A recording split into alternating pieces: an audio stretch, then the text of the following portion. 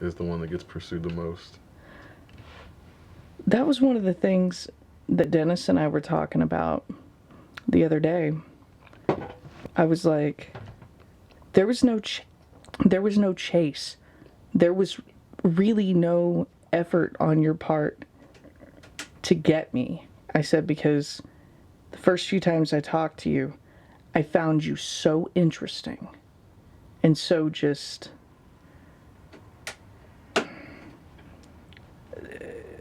no game, no. I mean, it was just all right out there, completely visible, no mystery. And for once in my life, I found that appealing instead of, you know, the opposite, I think, which probably showed a level of maturity on my part. I think that's the issue with. I don't know. I don't know if it's like just female like attraction, but I think males go through the same cycles, whereas I feel like they don't get over them as early. So then you get this like midlife crisis dude who wants the chase and wants to be out in the club, and like there's like you see the like 45, 50-year-old dudes dressing like they're 25, 30 out trying to get with 25, 30-year-old chicks, just looking sad. But what they're actually trying to do is like get that chase, and I think that's the element of like when you get older, you understand that the chase is its own thing, so that like if you're into that, that's fine, but you're if somebody okay, you're not gonna find stability through that. You're never gonna necessarily find a mate going out to the bar and going through that chase, because it's not the mindset of somebody who's looking for like a long term stable relationship. Like you don't find stability in a bar. Well, I wasn't even looking for stability. I was not. I I'm pretty sure literally that saw a dude in a Bauhaus t-shirt that had like hot old dad vibes going on because his beard was gray. And I knew he was single and he was in there all the time. So I'm like, is this guy independently wealthy? What is going on? And I mean, and obviously I'm not like, oh my God, money. I make my own. I got my own insurance. I don't need you. Which is, you know. But the thing was that. Is that peeking? Sorry, go ahead. But I literally just wanted to have a good time, and then I found him so endearing and just so funny and just, and it was like we'd been like going out every night for like a week. And I finally was like, what are we doing? Are we going to date? I'm 34 years old, Yeah. And now I'm 38 years old, and I'm like, that was so easy. That was so uncomplicated. And, that was fun. It's been fun, a lot of the time. you guys reminded me of the meme where it's like, I wish that they would leave libraries open extra late so adults could socialize. We met at a Starbucks. So he was going to Ivy Tech at the time, and he was in a class. I feel like Starbucks is analogous to the study area of the library. Absolutely. So So this girl was writing a paper, and she was talking about, well, how do we meet people? And she brought up how, there's no cute meet and coffee shop shenanigans. Dennis walks up to her after class, and he's like, I met my wife at Starbucks, and arched an eyebrow at her, We got married at a Starbucks. That's funny. Well, Technically, I met my lady at a Starbucks too, but I was working there, so. well, so was I. Oh, I yeah. was, I'm at the bar, and his buddy Carrie, oops, shouldn't have said the name. I don't know the dude's last name, though. But he started trying to, like, flirt with me, and I had that moment, sir, are you fucking lost? But then I saw Dennis, and I'm like, I'm not going to destroy this guy because I don't want this dude thinking I'm a total bitch. Even though I am, but I can't do that. And so I'm just like, who's your friend? You know, the politics of dating have always presented this really, really bizarre, you know, playing field where it's am I meeting this person's friends, or is this person someone like more than one of their friends? Why is this person staring at me like that? Oh my God. Do they want to scrap? The first friend that he introduced me to was this 22-year-old girl. And, you know, and apparently she acted all psyched to meet me. So he shows up right about the time that I'm going to get off work. I walk out of the back, and at the time I still had like the platinum blonde mohawk, you know, doing my own thing. And as I walk out, she turns and looks. And the look that she got on her face was of rage and defeat.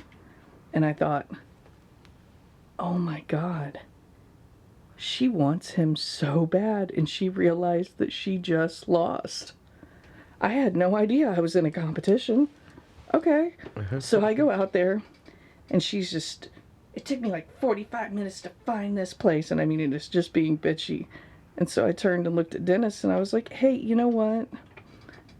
I've got some stuff I've got to do. I'm just going to, I'm going to go do that. You guys have a great lunch.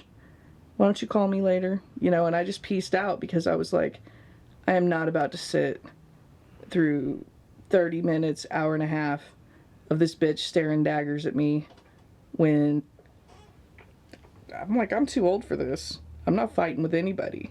I'm not fighting over a man. I'm not fighting, you know, I'll fight for my kid. That is the only person that I will fight for. And myself. But definitely not over a guy. Especially one that I'd been dating like a month and a half. You know, and so later on he calls me and he's just like, I'm really sorry about that. And I'm like, did you know she thinks she's in love with you? And he's like, what do you mean, thanks? And I'm like, she has such a huge crush. Such a... I mean, I could just tell by the way she was staring at you. And then when she saw me, I'm like, it broke her heart. I was like, and, you know, her being tough girl, you know, is going to start throwing attitude around. I'm like, and you know what? I get it. I was 22 once, but I was already married at 22. I feel like even we face this really incredible social pressure to, you know, be mature and act like adults and do all these things that adults do, but I don't think that anyone who's in their early 20s actually has like the slightest clue of what they're doing.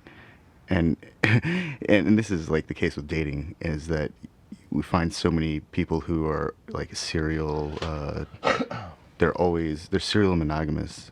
They're never solo. Mm-hmm. They're always in a relationship, and they're constantly, you know, you see them make the same mistakes. And I've had friends who've had, you know, dated the same guy over and over and over again before, and after a while it's like, maybe they actually just like that type.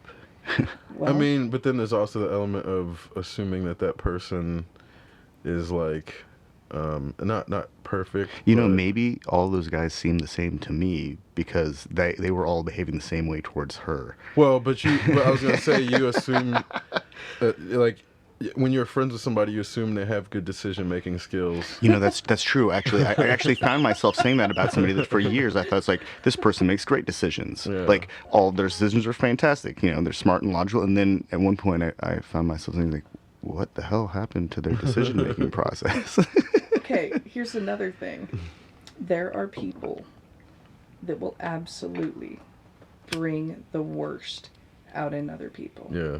And you see this with, like, I mean, and I'm not trying to, like, name drop. Okay, Halle Berry has been in one abusive relationship after another, which means she has poor decision-making skills. But there's another part of me that's like, what the hell do you do? Well, I don't know if that's so. Especially that generation, I feel like for a woman to be the one who's the more renowned and also the more wealthy and also the more Obviously, we won't say the one who's wearing the pants, the one who's the breadwinner. Like, that's going to emasculate any man from that period. They're not going to be able to handle it. So I don't know if it's necessary. I mean, even I feel like that's probably why she probably would have a better relationship with the dude who's under 35. Absolutely. Just because they're not under that same social pressure to try to be like the man in all these specific terms that really are so arbitrary that, at any given time, the idea of what a quote unquote man has to be from that period, it's basically impossible for anybody to sustain it all the time. And that's why you get these, midlife crisis guys who try to then, reaffirm their manhood by then doing the things that they're told make them a man. But then if you try to have that dude date Halle Berry, eventually he's going to feel so emasculated by her success that it's not going to work. And Right. I think that's what ends up happening with a lot of these women from that era that can't hold a relationship with a male from that era because the men are just too fragile to have a successful woman as their partner. I mean, and in that, I don't know, like, if the homosexual dynamics are the same as far as, like, if two guys, they have to be, like, equally wealthy and they have to have job, like, if you get two dudes together, if they have, I don't know if that same dynamic exists, but it definitely exists with hetero relationships where women cannot out earn their men, or else the man just eventually, like, breaks down emotionally. I don't know either. I know. But maybe that's why you see a lot more happy gay couples, because they're not so worried about that. Like, they have different issues that they're worried about in their dynamics. So, like, the economic part of a relationship is so prevalent in the heterosexual. Like, from day one, if you pay equally, you're going Dutch. Like, you know what I mean? Like, the idea of having equal economic, like, standing in a relationship is so out of mainstream heterosexual culture. It's really crazy. I remember the first time that we were out and Dennis was getting gas and I just handed him my debit card. Mm. And he was like, "What are you doing?" And I was like, "Let me fill up your tank. You run me around a lot." And he was just like, He wasn't ready for equitability. but here's the thing though, even with equitability, at the end of the day, I do not make as much money as Dennis. Period. I mean, I make more now driving a bus than I did at Starbucks. I'm leaving the bus gig. I'm not even worried about it. I can go back to making less money doing something that at the end of the day I'm not like Crushed. pretty much. I mean, and that's kind of like what has happened. You know, the difference between my attitudes towards the bus driver when I was first in middle school and by the time I graduated from high school are so vastly different. Like, I remember giving the middle school bus driver a hard time. Oh, middle schoolers are the worst. But then by the time I was in high school, like, there were times when I didn't have a car until I was a senior in high school, like halfway through the senior year. And then there were like a few times where I ended up riding the bus because the car was in the shop. Mm-hmm. And I actually appreciated the bus at that point so much. It was like, oh man, this thing's great.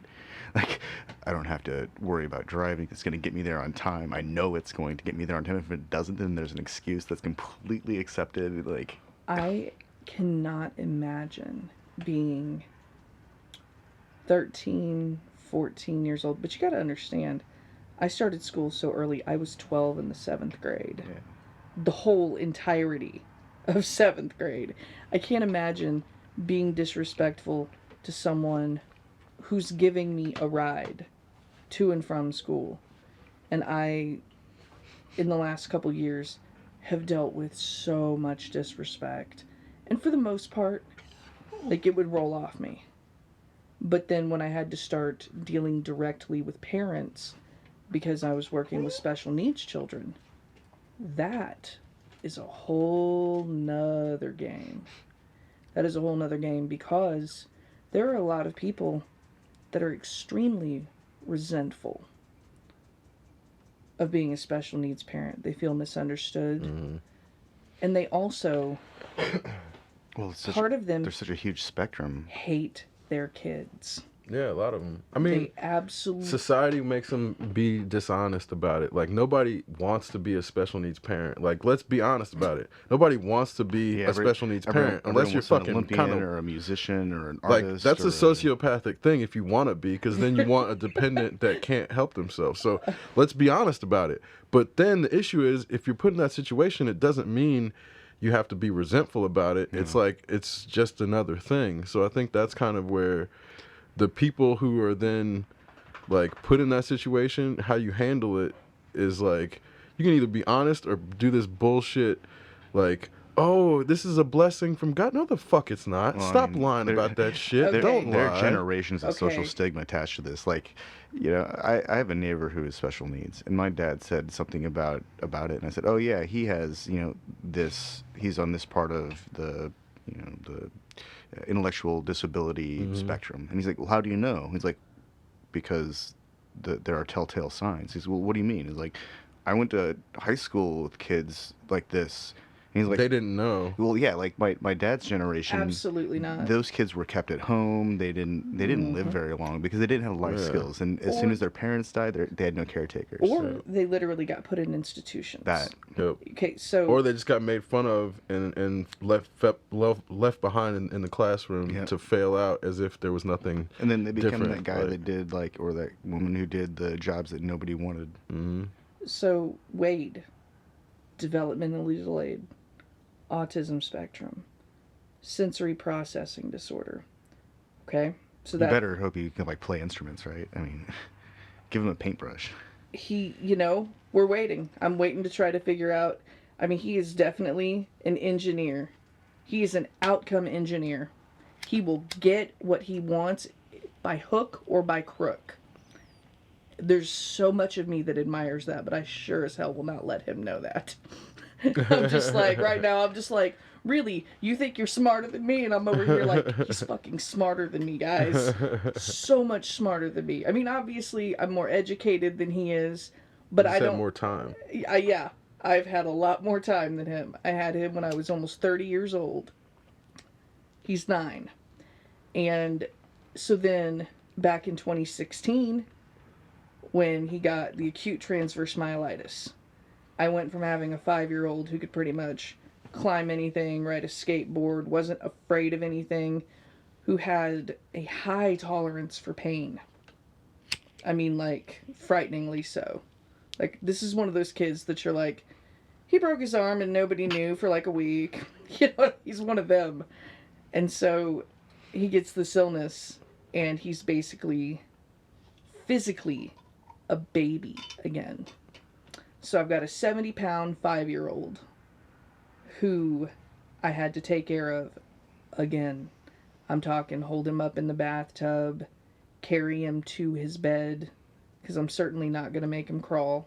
And at first, when he first got out of the hospital, he couldn't crawl. We had to teach him how to do everything all over again. And I never resented him. It's not his fault, yeah. No, You know, What you kind can't- of treatment program do they come up with for something like that? Okay, so it's obviously a neurological issue. He had a common cold that somehow worked its way into his spinal fluid, and his body just kind of went, nope. Just said nope Jesus. all the way. So it was in C4 through C7, which are the vertebrae in your neck, for anybody listening who does not know that. And then T8 through T12, which is the middle part of your back. So he had like 2 vectors. Transverse. Acute flaccid myelitis is when it happens in one part of the body and is only affecting a certain area. Say, like, if you have it in your lower back, you're just not going to have bladder, bowel control, that kind of thing. He had it to where basically the signals from his brain would go down and they would stop at his neck, which means he went into full organ failure. He was on life support for Jesus. 16 days. And then on top of the common cold, he had, what is it called? So from common cold to life-threatening condition in a matter of what, days, hours? 24 hours. Holy Jesus. crap! He got up and he was with Matt, and I am thankful that he was right outside of St. Louis because there's only one hospital better for what he was going through, and that would have been the Mayo Clinic. So he was at Children's in St. Louis, and they figured out within a few hours what was wrong with him, and basically were like, this is what you can expect. So on top of all of that, he had a bacteria that gave him pneumonia. So he had a lung that collapsed. Everything quit working. And I mean, and so I'm watching all of this. When it rains, it pours. I'm watching Yeah, all of Jesus this, Christ. and I'm trying not to like freak out because everyone around me, besides Matt, was just a complete dumpster fire. Me and Matt are the only ones holding it together.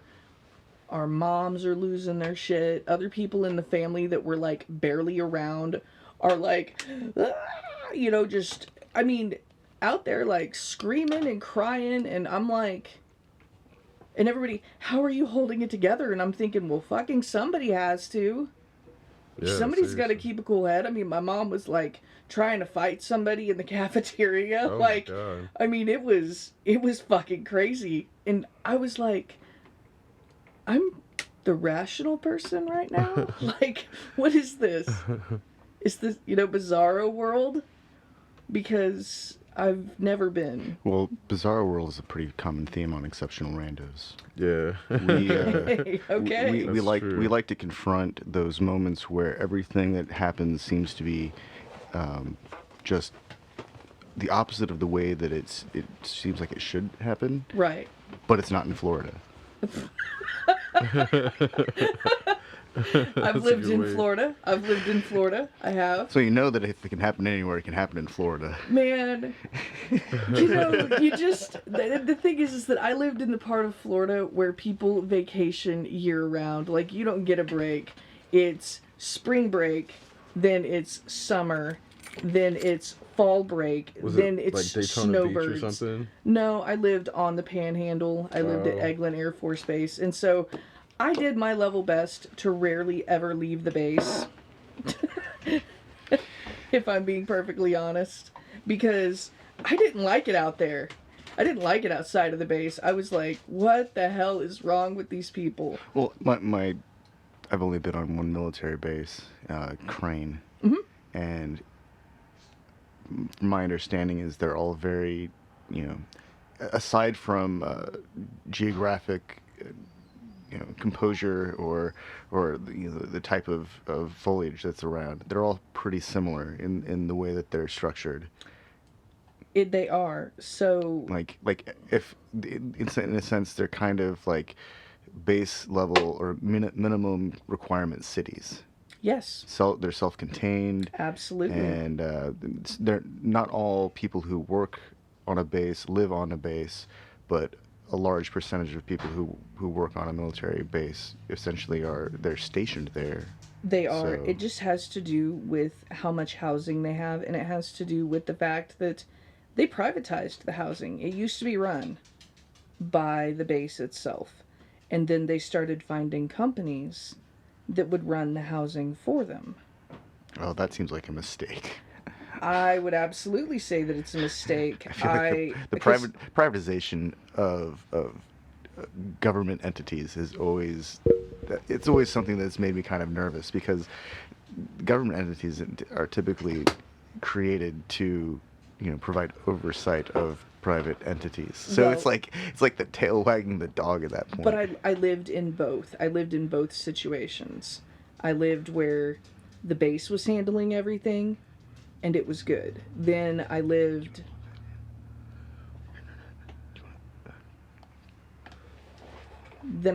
where they had another company, and the company was not even from the United States. Not that I have a problem about that, but the company was originally out of the UK, and then they started just taking over the housing stuff for the military bases. And so basically they would do things like, okay, well, if you only have 3 mice living in your house, we can't do anything about that.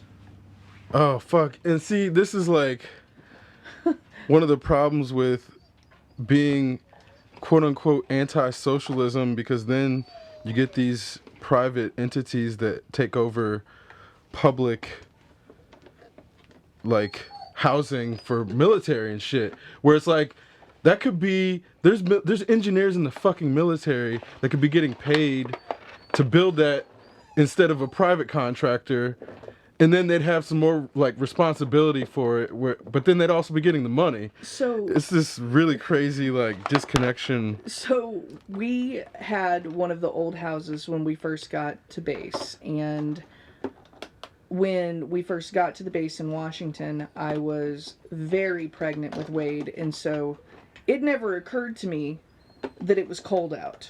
So I never turned the heat on in the house, right?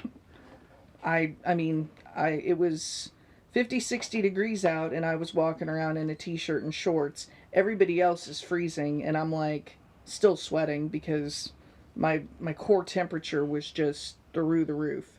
I was healthy. I just was always hot. And so I go to the hospital to have the baby. My mom goes back to the house so she can, set everything up. And she gives us a call and she's like, your heat doesn't work. And I'm like, all right. So from the hospital bed, and I've had the baby at this point. I'm making phone calls trying to get someone to come in there. So the guy shows up at like 10 o'clock at night, which is fine. But he starts giving my mom so much shit about the fact that we didn't know we didn't have heat. And was just so rude to her. And so when I finally got, back home, I made a phone call and I'm like, hey, so this dude was really rude to my mom. I was like, and it's your job. This is your job. I didn't wake you up. You're on call. And I don't even care if I did wake you up. I'm about to bring a baby home and I gotta have heat. Yeah. This is not fucking Siberia. We're not doing this, I don't, So it happened again one time.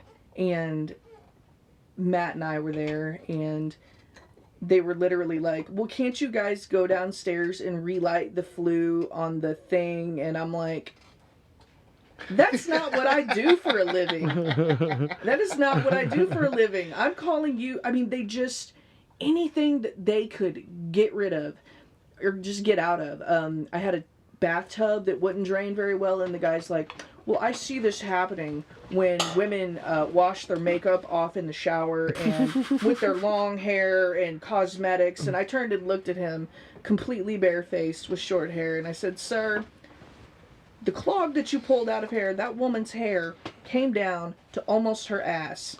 Do you think I did that in the month I've lived here? I'm like, and do you think I wear makeup? Well, I was just saying, and I'm like, yeah, we're not having this conversation. Fix my fucking bathtub. I was pregnant. You did not. Well, I was not to be messed with. I think it's like in the last couple of years, there have been a lot of exposés on bases with substandard housing, with like mold problems and just climate control problems and appliance issues, and then problems with what are they? What's the on base the mercantile, whatever they call that thing, where people get their goods.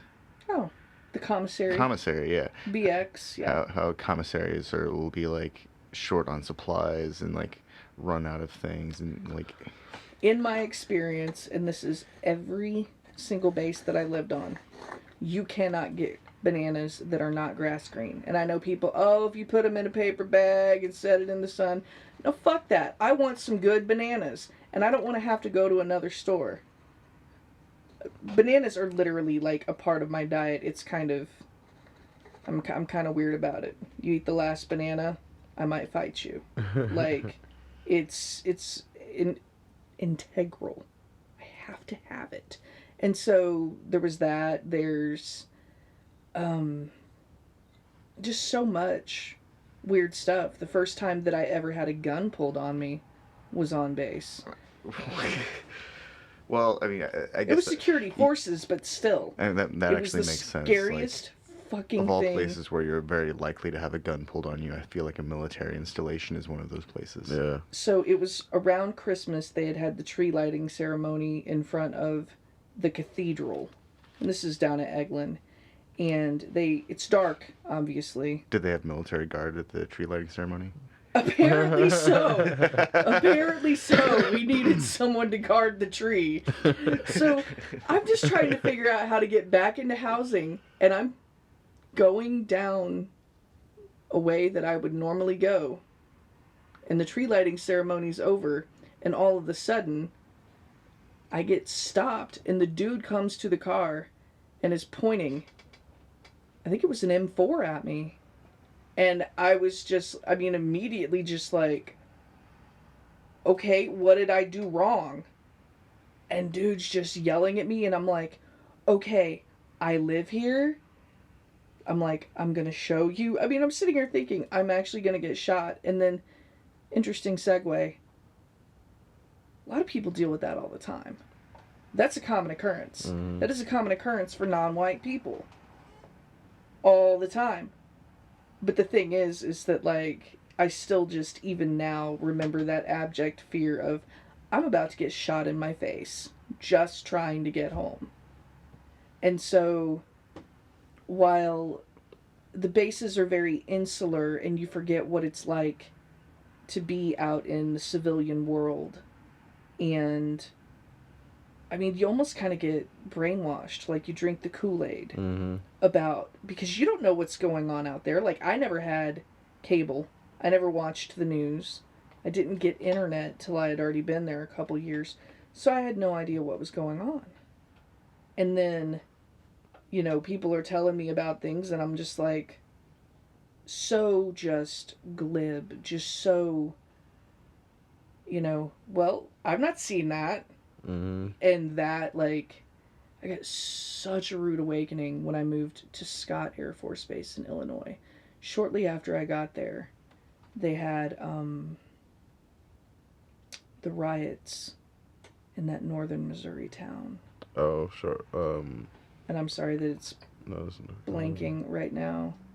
It was the one outside of St. Louis, wasn't it? Yeah, it's just north of St. Louis, where they shot that. Oh, where that guy got gunned down because he ran away in fear of The black guy. being gunned down. Yep. Michael Brown. Yes, Michael Brown. I can't remember the name of the Yeah, I town, can't though. remember the name of the town either. It wasn't Charlottesville, because that's North Carolina. That's why I'm like, Well done. shit's happened too many times now. Media saturation machine. Right. Well Right, done.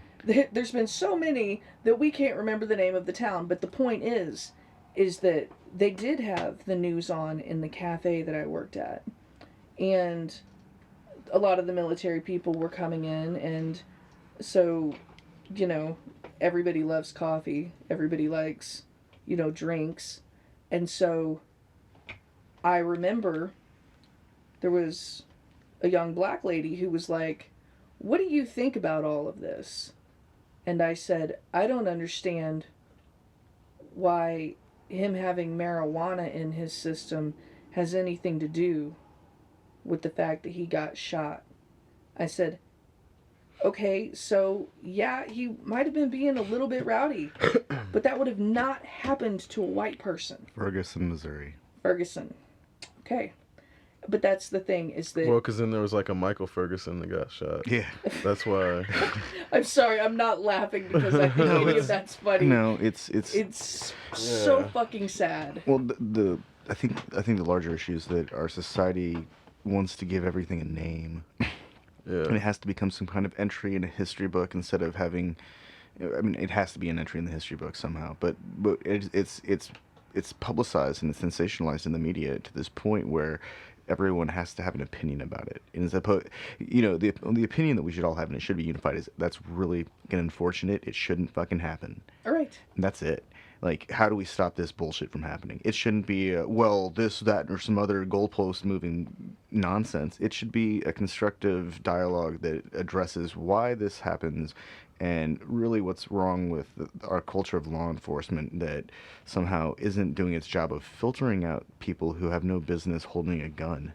Absolutely. That's the real issue. Is how do we identify? How do we successfully identify people who really can't handle the anxiety or stress or whatever it is that causes them to make poor decisions? This is back to poor decision making. There is absolutely no way under the sun that I could be a police officer. Now, here's the thing. I don't think that I would treat people unfairly. It would be things like me showing up to someone's house where they have been neglecting their children or beating their wife or doing something along those lines. Yeah. And I do just fucking shoot somebody. Because I'm sorry, like I do not have the temperament. That was one of the reasons why I'm quitting my job, was because I saw abuse. I had to make a call to, Child Protective Services. Well, but what you're talking about, what happened about? Nothing. is a reason that there should be a limitation on how long people can be police officers, because there's like a sense of desensitization that's going to happen, right? Whether they like it or not, and you don't want somebody who's desensitized to that shit on the job. Mm-mm. And I think that's the issue of like, you want people to understand the gravity of like human trafficking or fucking the serious shit they have to deal with, but that's also why you have beat cops, you have detectives, you have different levels. Like, right. Beat cops aren't out fucking busting human trafficking rings because that's not what they're trained to do. Right. So I think there's this level of like, obviously all cops aren't meant to do everything, but then when most cops have the power to just like stop people and like check on them, there's, on the one hand, the origin of it is super racist, and the problem is people who don't understand history would hear that statement and be like, oh, he's just saying that because he's black. No. The history of the police force in the United States is 100% correlated with like slave recovery forces, and then post-slavery they used the police forces to disproportionately start locking up black people in like the neighborhoods to use the power to like basically go and fuck with them. So it's like the shit that police were doing in black neighborhoods in the late 1800s and early 1900s, they weren't doing that shit in white neighborhoods. They were also doing it in Jewish neighborhoods. So that's where we have the ghettos. And that's the craziest shit to me is like, I have this theory. Blacks and Jews are prominent minority groups in the United States. The thing that now separates them is this conspiracy of the Illuminati. And what's crazy is the Illuminati conspiracy can basically be seen as the same type of reinvention of historical fact into a maligning lore that the Nazis did when they were trying to redefine Jewish wealth in Germany. Right. So the same shit that the Nazis did to make people hate the Jews is the same shit that the Illuminati lore is doing to make people hate Jews in America. And the fucked up thing is, this stuff catches on a lot more in the black community than really any other community, as far as like how much people actually believe this conspiracy runs deep and who controls it. So this is where what I've started to wonder is if the Illuminati conspiracy is like a CIA construction to keep black people and Jewish people separated. Because at the end of the day, if you look at who actually benefits from the conspiracy, it's the government who's trying to keep minorities separated from realizing that this structure is not actually meant to protect people. It's meant to keep basically a race feudalism and a hierarchy. It's like a caste system that we don't want to acknowledge exists, but our government reinforces it and they constantly redefine it, but then it plays out through political football now, because now we have, it's basically, you have right-wing fascism and you have left-wing fascism. And the problem is, you want, if you're for people, you ultimately believe that it's better for left-wing fascism to win out, and the problem becomes, not playing that game is not really an option that you're given, because they're constantly trying to push fascism on you from either a right-wing perspective, i.e. abortion rights, gun rights, fucking, or freedom of gun rights, but then the freedom for people to carry guns on campuses. So that's the right-wing fascism. And then the left-wing fascism is like, oh, you can have a fucking 6-year-old get a transgender operation, but you have to fucking then allow that to happen no matter if the parent is against it or not. And then you have to call that kid the gender that they want, even though this kid is like 6 years old. It's different for adults, but this is, I'm saying, this is the far end of the spectrum, because if fucking Nazis were saying that shit, people would not accept it. So this is what I'm saying. We have to acknowledge that there's these extremes. I don't know, man. There was that convention in New York City back in the day where American Nazis all congregated, and they were all, throwing big dollars at the American Nazi Party. Of course, they failed. Oh, for sure. I think the head of the American Nazi Party was like shot or killed or beat to death or something. Malcolm X is in multiple recordings meeting with the head of Nazi parties because he also believed in black separatism. So there's this weird period in American history where the black leaders are working with the Nazis to create black separatist nation. Yeah. So it's like, there's like these weird ass periods where it doesn't even make sense if you say it out loud, but luckily we have recorded documents to prove that shit. Like, where it's like, if you don't think that Malcolm X was like working with Nazis at one point, you can go fucking look that shit up. You don't have to take my word for it, luckily. But there's this shit of like, go ahead, sir. Oh my God. Someone that I work with posted a build the wall thing on Facebook. And I thought, man, this is the reason why I don't have any fucking friends other than like the other people on the fringe. You, Tian, I've got like, and so I unfriended her, didn't talk to her. Finally one day she comes up to me and she's like, what's the problem? Did I do something to upset you? And immediately I felt my blood pressure go up, because I was like, this is not going to go the way that I want it to, because she does not understand what she posted. She does not understand what she posted. And I said, build the wall. And I looked at her. And I said, she's like, well, yeah. And I said, you do realize that that's fascism, right? I said, you do realize that they are keeping children in cages. Well, people have opinions. And I said, bitch, this is not my fucking opinion. I mentioned Black Wall Street. I said, you could look all of these things up, but I don't know if you fucking know how to read. Because I got so mad. And I said, and here's another thing. I said, you're going to sit here and say, build the wall. I said, how many times a month do you go get Mexican food? And she just looks at me. I'm like, because you do, don't you?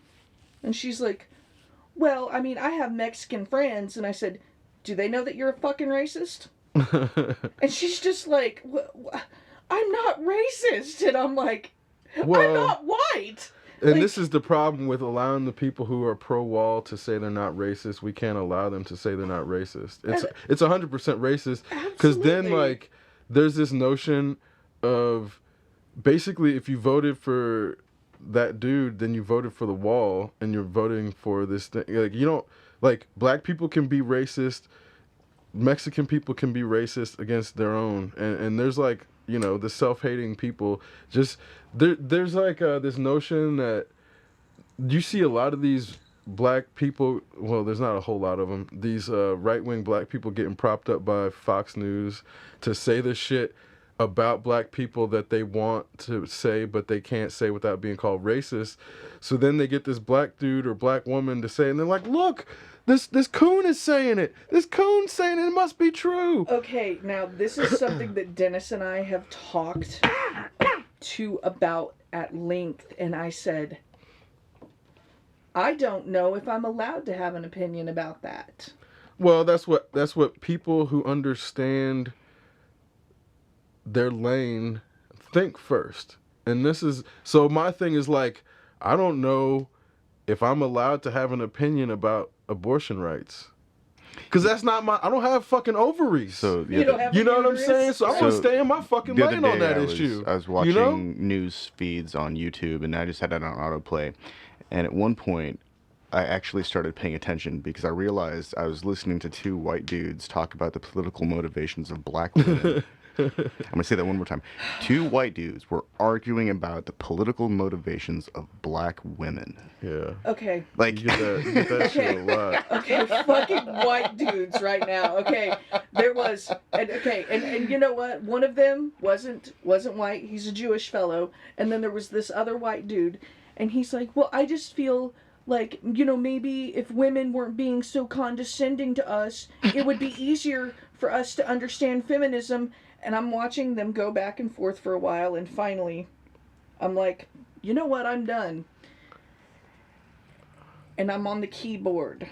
And I'm like, the time for holding your fucking hand and teaching you how to treat women is over. Because obviously, your mothers didn't teach you. Mm-hmm. I said, so here's the thing. I said, I don't want to hear two fucking men who obviously have never taken a women's studies class, and even if you had, I don't know that you paid attention. You was probably looking for pussy, but that's neither here nor there. You do not tell each other how to feminist. Women shouldn't tell other women how to feminist, and you two are gonna fucking sit here and argue about which one of you is right when you're both fucking wrong? I'm like, get the fucking off the internet. Get off the internet right now. Sit down. And at that point, I was like, I gotta unfriend and block people, because if I see any more of this shit, I'm gonna find out where they live and be like on their porch, like. that's the thing. Like, the internet's unleashed this really incredible, vortex of, vitriol was the word of the day for several years, and I feel it. but it's it's still there. It's just not being identified quite as frequently. But it's this really, the pervasive myth is still, still lingering, that, you can just say what you want. And some people just go on and on and on and on. And I try to use the internet for entertainment. So I try to find things that are funny, or I try to find things that are going to make me feel like a human being. Or, basically cat pictures. Okay, Baby Yoda. Yeah, stuff like that. I live for Baby Yoda. That right now, I'm like, maybe if I had kept my uterus working, I could have had one of those. I don't know how, but I want one. Oh yeah, and I do use it, but at the same time, I'm tired. I am tired of the platform. I'm tired of all of it. I'm fucking exhausted, I had to talk with Dennis about, how I don't want to know what Donald Trump is doing every minute of every day. I don't care. Well, I think we've reached peak antagonism, and I think that's like, I don't know if it was a thing, but I'm making it a thing because it's like, there's an element of nothing can go on forever, right? Hopefully not. I mean, it's like physically impossible. That's the Right. the good thing is, physics demands that nothing can go on forever. Right. In the same trajectory. It's gonna lose energy at some point. So this element of antagonism, like, it has, because there's also an element, you don't even know if those people are real. Right. If you don't know the people in real life, 95% of the shit that you see on the internet, you don't know if it's real or not, or if it's a bot. Oh my god. That's why I think most of it's just entertainment. I feel like it's like watching television that might have some basis in reality, but the reality isn't in front of you, it's outside. And we can't really experience reality through this glass and plastic, display. It's impossible. We can only see an imitation of life. When people, oh, they're going to microchip us. They already have. It's called a cell phone. Yep. Besides that, though, have you ever had a vaccine? Have you fucking heard of nanobots? And this was an argument that I actually got into with two drunk people one night. One of which is my ex-husband, the other which is his brother. I said, you guys both have been serving in the military. I said, what all is in all of the crazy fucking vaccines that you've had? How do you know you... Okay. But I know that it's probably... No. Here's the thing, though. So let's take this to the actual end. Okay. Let's say they put some nanobots in you. Yeah. What the fuck are people doing with them? Eating McDonald's? Fucking sitting in front of their TV screens? Straight up, fucking nanites, making conspiracy theories about fucking chemtrails. Listen. This is what we're doing with our nanobots. We're not turning ourselves into fucking making an exoskeleton, giving ourselves fucking rocket boosters in our feet. I'm building a fucking satellite that's Wi-Fi in my head. This is what I said. Someone said to me about the CIA is following everything I do. I'm like, they're gonna know that I like nunsploitation movies. They're gonna know what kind of porn I like. They're gonna be like, this bitch is weird. Yeah. We're gonna keep watching this show just because she's entertaining. Oh look, now she's crying about something. Wait a minute, she's baking and she does her own cast iron skillets, but then she's listening to song "Good Friends in a Bottle of Pills" by Pantera. That's the thing. I think there's this kind of illusion that people have all developed that they might be doing something interesting enough that the government's going to pay attention to their activities. Said, are you that narcissistic? Are you that arrogant and narcissistic that you think well, I mean, and I'm like, you're not part of some, like, crazy underground militia. You're not... Well, I was talking about this thing and then it popped up on my cell phone. Of course it did. And then I, literally, when they start getting all weird, I start adding to their paranoia because, unfortunately, although I like to say that I am a kind person, if you're just going to be spouting crazy dumb shit at me, I'm going to antagonize it. I am. I have this thing where if someone asks me a question and I don't know the answer to it and I say, I don't know, or I have no idea, and then they continue to try to change how they're asking that question, I still don't fucking know. Don't ask me again.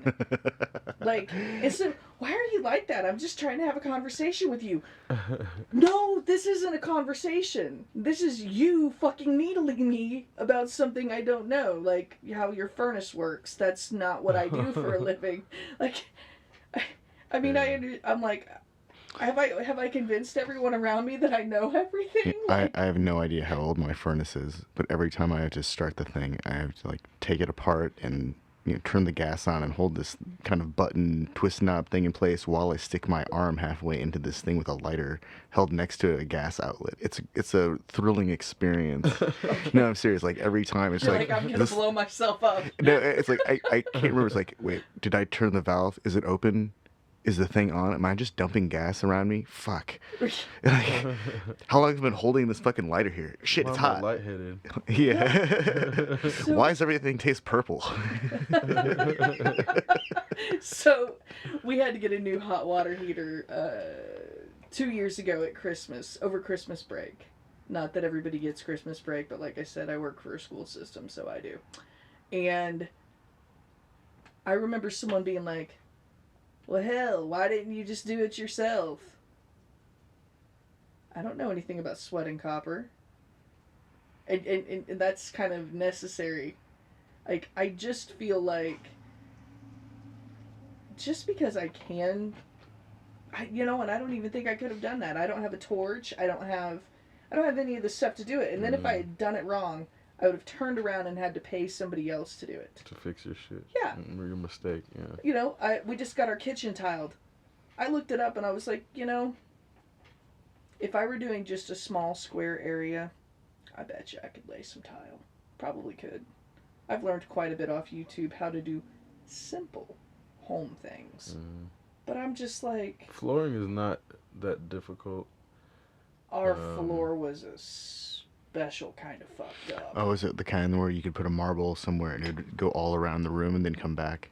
It was when I first went over there, when I was walking through the kitchen, I noticed that there was just this dip. And I knew it was a concrete floor, and I'm like, who the fuck poured this concrete? You know, my brother used to pour concrete for a living, so I've seen how it's done. I know that you can do it right, but I'm walking around it, and then we have that weird shaped island. You've got that lazy Susan in the corner, and I was like, I can't do this. And I looked at Dennis and I said, I don't think we should try to get into this. So he brings in his buddy who's like, well, we're going to need mud. We're going to need this other thing.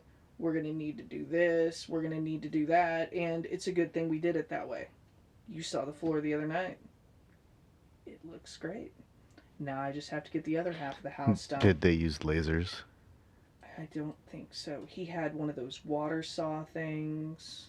Okay. It wasn't that high tech. Dude literally rolled up in like this like old, almost like dried blood colored van that if I saw it anywhere else I would be like, fucking run. You know? Like it just looked like the kind of van you kidnap people in and shit. Like but so he had the water saw and I mean did a great job. Like I'm happy with it. It's just kind of one of those things where like I'm not going to do stuff that I don't know how to do. Unless I really am convinced I feel that like I that's can do it. that's the reason that we get so many interesting stories about people injuring themselves on the internet. Is somebody going, gaining a little too much confidence from DIY guides or videos on YouTube, and then next thing you know, someone's car is like in the second story of someone's house, or Right. or someone lands a boat on someone's roof, and things like that, weird shit that shouldn't happen. It's these people who know just enough To get themselves in trouble. Oh yeah. but not enough. Yeah. Yeah. I can patch a hole in a wall. I don't need to know how it got there. I've made some holes in walls myself. Sometimes, throwing shit across the room. But, that was one of the things that I looked up on YouTube. And they were like, you need to get this, this, and this.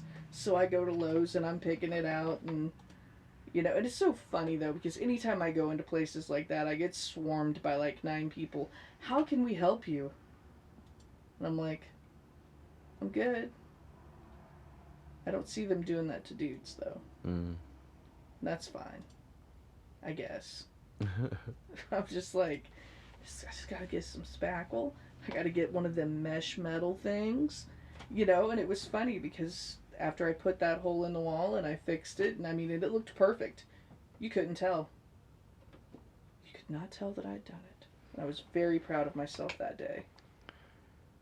But that's the kind of stuff that I think you should use the internet for, not, how to build a home from the ground up. That's not... Yeah, they're kind of, standards about how to construct structures with various materials, and if you don't do it right, then your building might not pass inspection, and then it might not be, habitable. Well, I'm confident enough that I could, build a doghouse. Yeah, no, I mean, but yes. You're not expanding a cantilevered room off the second floor of your house, though. That might not be like. Yeah, no, you better hire some people. You really ought to, unless that's literally what you do for a living. That's. Yeah. And even then. I think even then you still want to hire somebody to do it, because then there'll be insurance over checks and balances. Everything that you won't have to cover. And then then you can write it off as a business expense and. Well. Something like that, I feel like you want someone to check over your work. I mean, just in case. just in case. I'd like to live in one of those Frank Lloyd Wright houses. Mm, Those things are pretty wicked. they are. I went on a walking tour of Frank Lloyd Wright houses in Chicago one time, and it was like, you know, they aren't everywhere. You got to walk around for a while, but you see these buildings and they just stand out. No one in Indiana. I think so. There's a couple of maybe like Brownsburg or something. Yeah, but like to have a concentration within a neighborhood that you can walk around, and then of course it begins and ends in his studio. And so to wander around like his home and see these weird spaces that he like created in all these stained glass pieces, like there's this part of me that really appreciates houses that aren't normal. They're not like standard shapes. You mean like what I live in? No, your house is actually pretty Like, abnormal. You got like it's so weird. You've got a weird like almost it's like, where does this door go? Where does this door go? Uh-huh. What's this crazy hallway? What? Oh yeah, the hallway. Like, okay, I feel like, so part of it was built in 85 and part of it was built in 89. And I don't think that there were certain codes, like, that building codes that you would have now. And so, for instance, the way that the air vent had been done for the dryer, it was just your regular kind of plastic, whatever hose that they took up through the wall, all the way through the ceiling to outside. And that's like 20 some feet, right? Okay? So. How much lint did you pull out of it? It crumbled apart. At which point I went, we're fucked. We need to hire somebody. Because we had bought a dryer. Because our old dryer, one night, I'm trying to get Wade to bed. We're almost asleep. And Dennis comes in there. Do you smell that electrical burning smell? And I'm like, well, is the house on fire? And he's like, well, no. I'm like, then go the fuck away. I'm trying to get Wade to sleep. But so we have to buy a new dryer. And we get it home. And I'm trying to like put part of it. And anyways, I ended up cutting myself. And I'm like bleeding all over the dryer. And I was like, ah yes, giving, blood to the maintenance gods. And the gods of appliances. And so we get in there to hook it up. And I'm like, I don't know what to do. I had that like Scott Pilgrim moment. What do I do?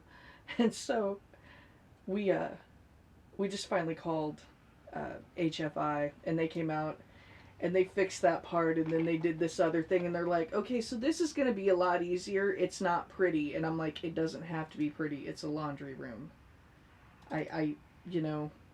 I was like, I need something functional, because we were without a dryer for like a month. And so we were having to go up the road to his grandmother's house. And anytime we came in there with a basket of clothes, she's like, how can you guys possibly have this much clothes? And I'm like, 5 people live in the house. There was 5 of us at the time. Oh. Yeah. Because the 2 eldest were there, me, Dennis, Wade. And I'm like, finally I said to Dennis, I was like, I'm not going to go up there anymore. I'll go to a laundromat before I go back there. Because she's literally interrogating me about clothes. Old people, I don't know. Yeah. But. You get weird about shit. Yeah. How can you possibly have this many clothes? Well. Back in my day, we had 2 dresses. One for church and one for the week. And 1 pair of pants. She would hang most of her stuff up outside, and I was like, that's great. I can't do that. And she's like, well, why not? I'm like, there's this shit in the air called pollen. I'm like, and if I left my clothes out there and pollen got all over it, and then I put those clothes on, I'm gonna get hives. So, do you get allergy shots? I really need to get back into the allergist. I'm not sure. As I get older, my allergies get worse.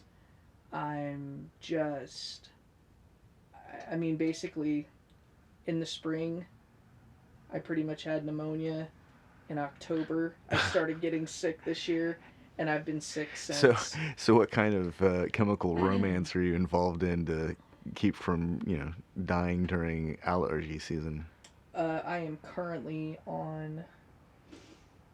I have been on doxycycline for almost a month now because I had such bad infection and my bronchial tubes were so just matted with garbage that I had a 10-minute asthma attack, which I probably should have just gone to the hospital, but I'm one of those people that is just convinced that every time I go there, they're going to be like, why are you wasting our time?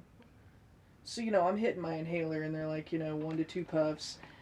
Every 4 hours is 4 to 6 hours is needed, no more than 8 puffs in a day. Okay, if I'm having an asthma attack that's not ending, I'm going to keep hitting the shit until I can hear my own heartbeat. Mm. Yeah. I'm either going to die because my heart exploded or I'm going to die because I fucking suffocated. Like, that's kind of where I was. So I went back to the doctor again. So I'd been taking Flonase. The problem with Flonase is that it's not doing everything that I needed to do. So I'm taking Nasacort. So Nasacort actually helps with the sinus stuff and the asthma. I used to take Singular, but Singular's side effects are suicidal thoughts and mood swings. The list of shit that I am on for mood swings, like, I'm on a mood stabilizer, I'm on an antidepressant, I'm on something to help me sleep, because I can go to sleep, but I won't stay asleep. I'll do shit like wake up at 3 o'clock in the morning and be like, alright, guess we're starting the day. And then by 3 o'clock in the afternoon, I'm like nuts again. So I have to take a drug to keep me asleep. And then I take a blood pressure medication in a really low dose to keep me from having the night terrors caused by the drug to make me sleep. And I really, really fucking hate it. It's embarrassing and shameful for me. But the alternative is paranoia. It is tons of suicidal ideation. I mean, I have a fucking chemical imbalance. And I also have years and years of trauma that I'm trying to unpack. Some of which was self-inflicted, but then again, my childhood was definitely not conventional. And, while, like, people quit fucking blaming your parents for everything. Well, okay. If we blame people beyond our parents, then the list gets pretty big. Yeah. Well, I mean, it started there, though. That's the thing. Much. It starts at home. It starts there. Yeah. And, they're the first people you meet. Well, I guess your doctor is probably the first person you actually meet. Well, so today, while I'm in the shower and I'm washing my hair, because I think while I'm washing my hair, it occurred to me that my parents never fought unless they were drinking. They never fought. My parents got along famously until alcohol was involved. And unfortunately... That's like the story of everyone, I think. But the thing is, though, is that, like, it would escalate into just, I mean, it just... The stuff that I saw, the stuff that I dealt with, being my mom's therapist when I was a child, kind of thing. You know what I mean? Child therapist. Yeah, child. I'm 8 years old going, can we just leave him? How about we just leave and then you don't have to fight anymore? Not understanding that, with divorce, they're still fighting because I just sort of felt like, well, if we left him, then he would just disappear. Everything goes away. He would just disappear. But I mean, that's the naivety of being a child, And so from there, like, I've been afraid of my dad my entire life. I didn't realize until I was almost 34 years old that his eyes are actually green and not blue. Whoa. because Never looked at him. you don't want to make eye contact with him because it's almost like looking into the void, and the void can stare back into you and see everything you've ever done, everything you've ever thought. Ah, yes, with those piercing jade eyes, those emerald eyes. Oh, no, no, no. His are the color of the inside of a lime. No, I've seen your dad's eyes. Yeah. And he just, even now. They're like Hulk, like Bruce Banner turning into the Hulk green eyes. It's actually quite incredible. They're beautiful. Yeah. They're absolutely beautiful. My mom's eyes are a beautiful blue that have gold around the pupil. Mine are white around the pupil. Like, everybody in the house got pretty eyes, you know? But that's the thing, though, is that even to this day, I'm still scared of him because he's so unpredictable. And that is what happens when someone should be in therapy and should be medicated and should not be drinking and abusing themselves, because I see myself in him. I see so many similarities that I'm like, I spend a lot of energy not being him. You know, because it would be so simple. Like, I see it. I'm like, the drinking, the drugs. You fucking hate yourself. You absolutely do. And then I sit here and I'm like, well, why am I self-loathing? I'm like, because I've been taught to be. And you gotta unlearn that shit. Mm-hmm. And unlearning something. You can learn something in 3 minutes and spend the rest of your life trying to unlearn it.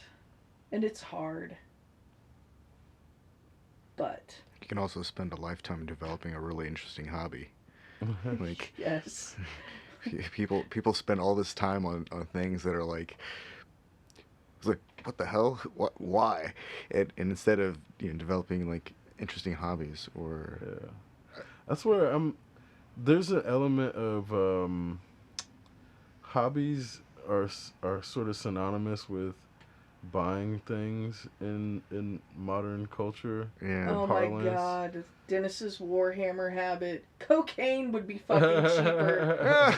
I've told him that too. I'm like, do you know what kind of cocaine we could get with this fucking money? And then he's like, actually, no, I don't. Why do you? And I'm like, never mind. Why do you? Why do you? Well. Some things don't change. Obviously, I'm not gonna fucking buy cocaine with it, but I'm still just like, the home improvement that could be done, the whatever. But hobbies are expensive. They are, and that's kind of where it's this weird thing of like, and But aren't there are hobbies that don't involve spending money? Like, are there? can you exercise? Are there? Is that a hobby though? Exercising is a lifestyle. Exactly. That's where exercising isn't really a hobby. I mean, I understand that I'm sitting here weighing 205 and I got a belly right now. and Chris never witnessed it. Tian did. 127 pounds of muscle. You saw me like that. Yeah. Fucking, I don't have boobs, I have pecs. I have naturally deformed. I mean, I was fucking ripped. And it was like, people are like, so what do you do for fun? And I'm like, well, I read. And they're like, what? And I'm like, well, what do you got? I'll read whatever you hand me. And I can, but that was I guess my on only some weird hobby. level, I'm paying for the things that I'm reading off of the internet, Mhm. and through some weird distribution that doesn't actually is never exposed fully, but somehow the content providers are making money off of the time that I spend reading. That's like the one thing that Andrew Yang has said that I do like is this, like, our data is worth money and we should be getting paid for it. so. It's like he's the first candidate that has said anything like that. And I like that. But there's so many other things about like this whole go round where it's like I'm not even trying to pay attention because everything is just, it seems like everything is mistaken for a springboard to jump in the pit and fight, instead of like, hey, that's actually a pretty decent idea. How can we actually make that work? Or what does it actually take to pull it off, because the numbers say it'll work, but what does it actually mean, like, on the ground? What do people actually have to do? Do lifestyles change? Do the way that we go about thinking about actual aspiration for one's career, like, does that change? And I mean, it would, because people would have a little bit of their universal basic income.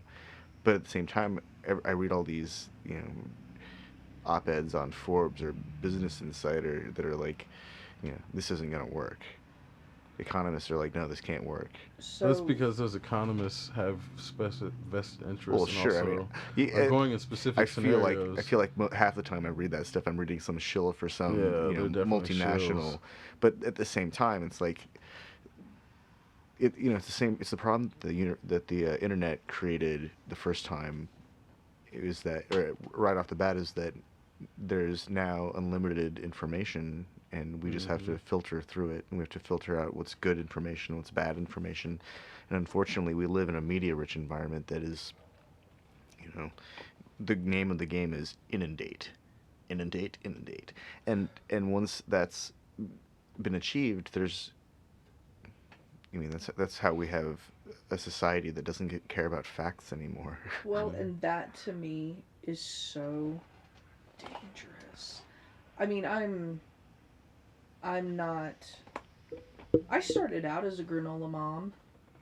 I really was. I started out as a granola mom, and I, of course, got Wade all of his vaccines because, I believe that polio is real and not some government conspiracy. Well, the guy that developed the polio vaccine, like, I think one of his daughters died or something like that, right? Right. And so, like, it was one of those things, like, if he had just been, a couple days faster. Right.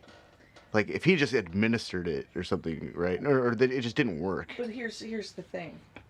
So, I think you're 5 years old when you get the chickenpox vaccine now.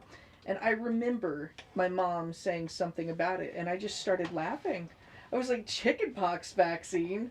Are you serious? And she's like, yeah. And so I started looking into it, and I found out that 1 in 12, or 12 out of every 100 children who get chickenpox end up hospitalized. 1% of them die. I have never heard of nobody ever dying of chickenpox. But here's the thing. Now that you can have a vaccine for it, because apparently it's pretty horrible. I was a baby when I had chickenpox. Yeah. I don't remember it. But I remember seeing other kids who were a little bit older who got it. And it's a miserable experience. Why wouldn't you prevent that? I mean, okay, so this is... There's an element of fighting evolution that ends up creating long-term problems. That is true. So, for example, super poison ivy is a result of us trying to eradicate it.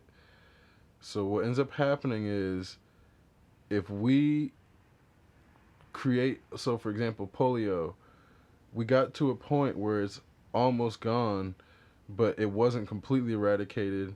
So then the polio that stayed around is going to become resistant to the drugs that we have. So then we have to develop new drugs.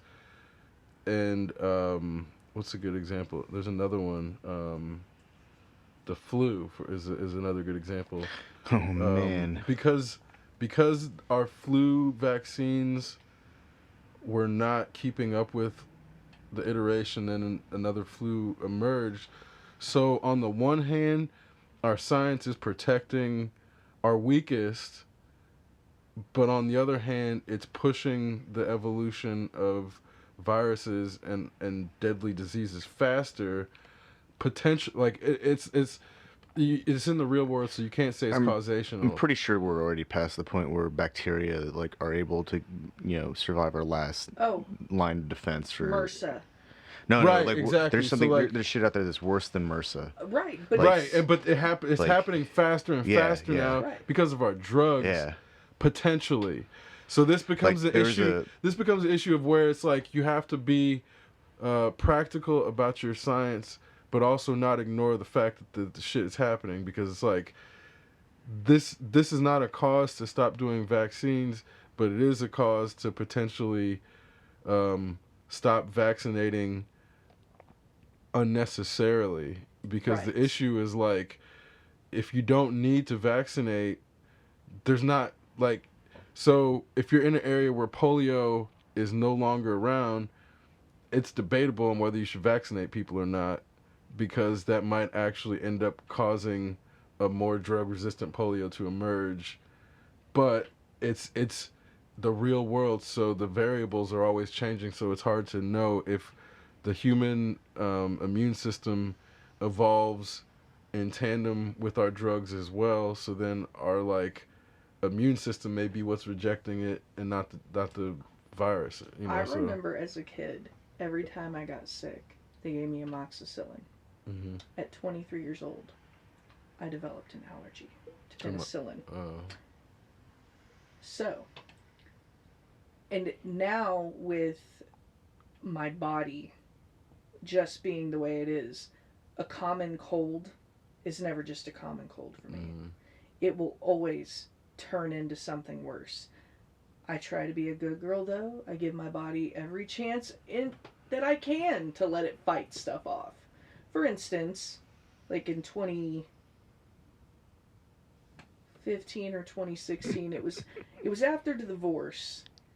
I kind of have what I refer to as a lost weekend. I actually went and saw you do your show at Bear's Place, but at that point I had been drunk for I don't know how many hours.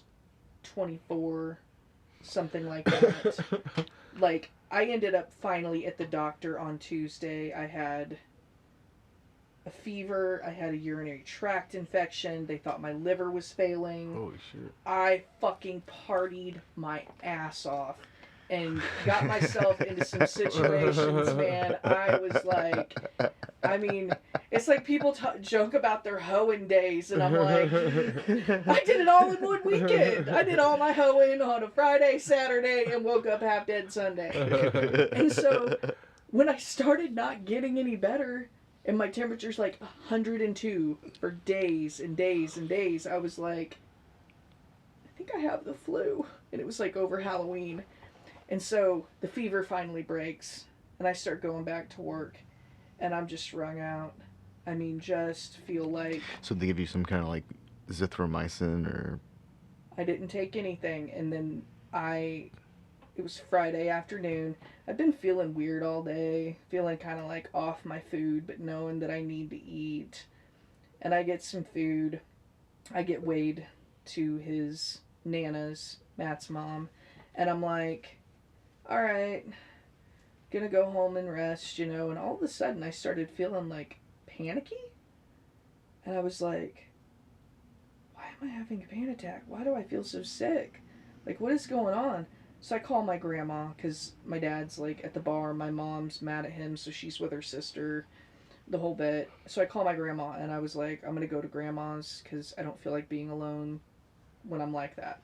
I don't necessarily want to interact with anybody when I'm panicky, but I also don't want to be alone. Kind of get down to the end of my parents' street, pull over, throw open the door, and I'm holding onto the steering wheel, embracing myself, and just start throwing up on the end of the street. And I'm like, oh my God. So I've had a surgery to fix acid reflux disease. Vomiting is dangerous for me. So I call my mom, and I'm like, I need to go to the hospital. She's like, why? And I'm like, I've been throwing up. She's like, oh, I got Phenergan on top of the fridge. I was like, you do? Oh, thank God. Can I come over there and stay in the basement? Because I don't like being alone when I'm sick. Like, if I'm sick like that, even to this day, I'm like, I'm going to throw up and die. I'm going to die from being sick. And a lot of it has to do with the fact that as an adult, I have had illnesses that, like, when I go back and, like, read on them, I'm like, that could have killed me? What the fuck? Nobody told me this shit? Jesus, I've had hand, foot, mouth disease since an adult. Holy shit. That is dangerous as fuck. Little kids, they're like, oh, I've got a couple blisters in my mouth. No, I lost 7 fingernails. Whoa. I lost all of the skin on my hands. I didn't eat for days, and they were like, "What have you been doing?" And I'm like, "Taking Percocet 10s." And they're like, "Good girl, go home. You're quarantined for the next 14 days." Jeez. I mean, and this has been just in the last 10 years kind of illnesses. I had swine flu. I had, and people are like, well, what are you doing? I'm like, drinking water, trying to eat right, taking vitamins. I'm fucking doing everything I can. Like Starbucks. you know what I think I need to start doing? I need to start sunning my butthole like those people that we've seen on the internet. Holy, dude. One of those. Someone's gonna try that, and they're gonna get some kind of like really nasty Cancer. sunburn. Cancer. Cancer. Yeah. That's what's gonna happen, man. Somebody's gonna be like developing some new form of cancer that Rectal doctors have never seen before. From Okay. So my mom is not on the internet, right? And she and I ended up taking my son to Effingham to meet up with his dad, and I was talking to her about all of this stuff. I was like, so there's this thing now called vaginal steaming. And she's like, "You are making this shit up." And I'm like, "I'm not, Mom." Like I love how she immediately thinks I'm messing with her, and I'm like, "Oh yeah." I'm like, "There's also people that are putting wasps' nests up there," and she's God. like, "What? Why?" And I'm like, "Because bitches hate their pussies. They hate their vaginas." And she's like, "That's so sad." I'm like, "You think?" I'm like, "It is sad. It's fucking tragic is what it is." But when I saw the thing about people actually, like, sunning themselves, I saw that picture. Here's the thing, though. It wasn't a joke. It wasn't, like, The Onion or Hard Times. No, it was right. real. Yeah. And so I have this friend from Washington State that posts, like, the most inappropriate stuff all the time. And I tagged her. She's like, "My dad tagged me in this, too." I'm like, "You're a nasty bitch. This is why I tagged you in it." I was like, that's one of those things. Like I think there's the meme that I've noticed circulating a lot lately has to do with I'm gonna tell my kids that this is so and so. Yeah. And I love those because, I mean, what was it? I saw a mop and it said, "I'm gonna tell my kids this is Skrillex." Was it a dirty mop? Oh yeah. Okay, I had to make sure. I Probably just in a had to trash make can. In a dirty bucket of water. His hair. I just look at it and gag. Yeah, there's another one. It was a picture of R. Kelly and says, "I'm gonna tell my kids this is R. Kelly." that was like, I mean, obviously that's like not exactly what the meme was doing, but I think it's the most important one that I saw. Okay, so of our generation. So R. Kelly, okay. I work with quite a few black people. They drive buses. Do they listen to R. Kelly? Well, one of them was trying to be like, "Well, I mean, if you're in that relationship, blah, blah, blah." And I'm like, and then she's trying to, "Well, why did women wait so long to come out on Bill Cosby?" And I'm like, I wanted to be like, and she's older than me, but I wanted to be like, I see that you are trying to support black people. I see that you are trying to support the black community. But there are pieces of shit everywhere, no matter what race, no matter what, for sure. what gender, even. There are pieces of shit everywhere. And I was like, but at the same time, there's all kinds of weird misinformation. So, I mean, but do I think that R. Kelly was, like, literally keeping a cult? Do I believe that there is a cult? Well, yeah, absolutely. No, one of his R. Kelly cult, absolutely. One of his girlfriends, I guess, one of his living girlfriends, like came out and like had made some big statement. I never read beyond the headlines with that stuff because it'll get told in the headlines slowly over time, anyways. Right. But it just amazes me that, like, there's a guy who could sing, like really sing, a really good sounding voice, and some of his songs had some really odd lyrics, like I guess I wasn't old enough for them to make sense at the time. But some of that stuff was really good, and it's like it puts me in this position where it's like every time I find out that some artist like turns out to be a misogynist or into kids or some dumb shit or a racist or a homophobe or just anything that's just like it's like ruins the party for me. It's just one of those. This is why everybody loves Tom Hanks. Yeah. No scandal. No scandal. Tom Hanks is like the fucking angel of our species. He's right like now. the sixth cousin of Mr. Rogers. That's like, I mean, right there. He's part of a bloodline of like men who like make things better. So, So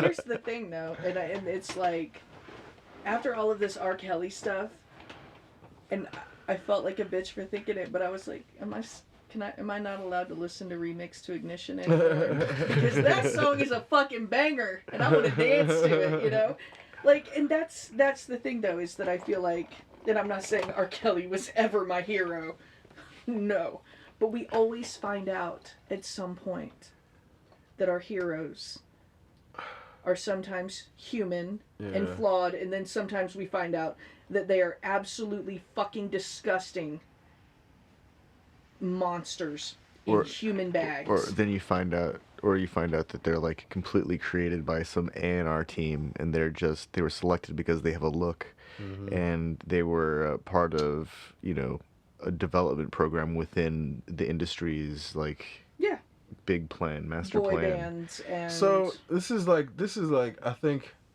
the issue that black people have is, number one, if Bill Cosby is guilty of what he's claimed to be guilty of, he didn't act alone. So where are the people who were working with him? right, and Like, so for example, the security guard who was like coming out and saying he was standing outside the door. Why isn't that dude in jail?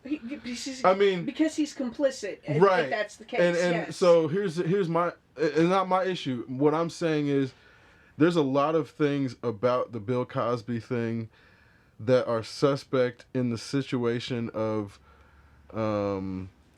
so the Playboy Mansion shit, for example, where they said they had videotape of him, like they so I don't know if you ever read the description of what they said happened at the Playboy Mansion. So I like read a lot of the details of what they said happened to try to parse what was real and what was not for myself. Excuse me. Obviously, nobody was there besides him and the people. But what they said happened in the Playboy Mansion was that he went into a dark room where the chick was passed out, like potentially that he had given her pills, but then supposedly he like played with her feet and like exposed himself on her feet, and then fucking like covered himself up in a robe, and then like the way that they described it was that he hunched and like crept out of the room, and it's like this weird shit where you're like, this sounds fucking weird in the description. Where's the video? You said you have video. Where's the fucking video? But then my issue is, this is like close to right around the time that Hugh Hefner died. If they have video of him, they have video of fucking everybody. But the issue is also, it was always rumored that the Playboy Mansion was a CIA hit spot to set people up, so they'd catch you, they'd set you up with the fucking playmate, or like 4 playmates, put you in the grotto, and there's all these cameras, and if you're a senator, all of a sudden they got shit on you.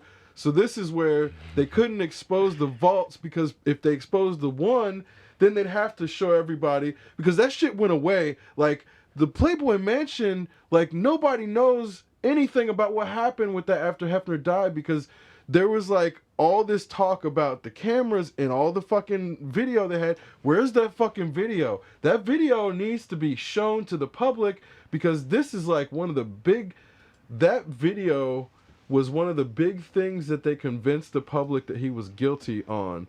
And then they never showed any of it or anything remotely close. Well, here was another thing that I thought. I was like, what does Bill Cosby have on someone that they could possibly, because in my opinion, it wouldn't be too hard to pay 32 women to say that. Oh, of course not. You know what I mean? Of course not. So what does he know? He knows a lot. But yeah, He knows a lot, and this gets back to the different. Okay, and I think what black people are trying to articulate is there are more women who were violated in recent time who are accusing Harvey Weinstein of horrific shit. So why is this one dude in jail and this other dude's out having fucking dinner? But the problem is, number one, the victims don't matter to the public. Like, nobody gives a fuck about the victims. But the issue is also, then there's this element of, there is a racial tinge to it that you can't ignore, that it's like there is an imbalance of how justice is used in the system, in that people who are accused of something that is farther back in time have been indicted on something that someone who was accused of the same and more atrocious stuff in more recent times, with people who were not drugged and were cognizant about these accusations, or who are also not being listened to. Why is one in jail? Mm-hmm. And then on top of that, like, okay, my thing is, if you look at the timing of the shit that, like, the case with Bill Cosby, like, he admitted in the one case that he did it. So on the one hand, I know he was like, right, he was giving people pills, but on the other hand, people used to pop Quaaludes. So how many people took Quaaludes with Bill Cosby and are now coming forth and saying, I took Quaaludes and fucked Bill Cosby, but I don't remember, because they want to, like, make him feel bad for using them, because he used them. So this is kind of where there's an element of, if people, there are also people who will use a potential time where they can get revenge, and it's the same shit with the so like the Brett Kavanaugh accuser, right, who recanted her shit, where it's like the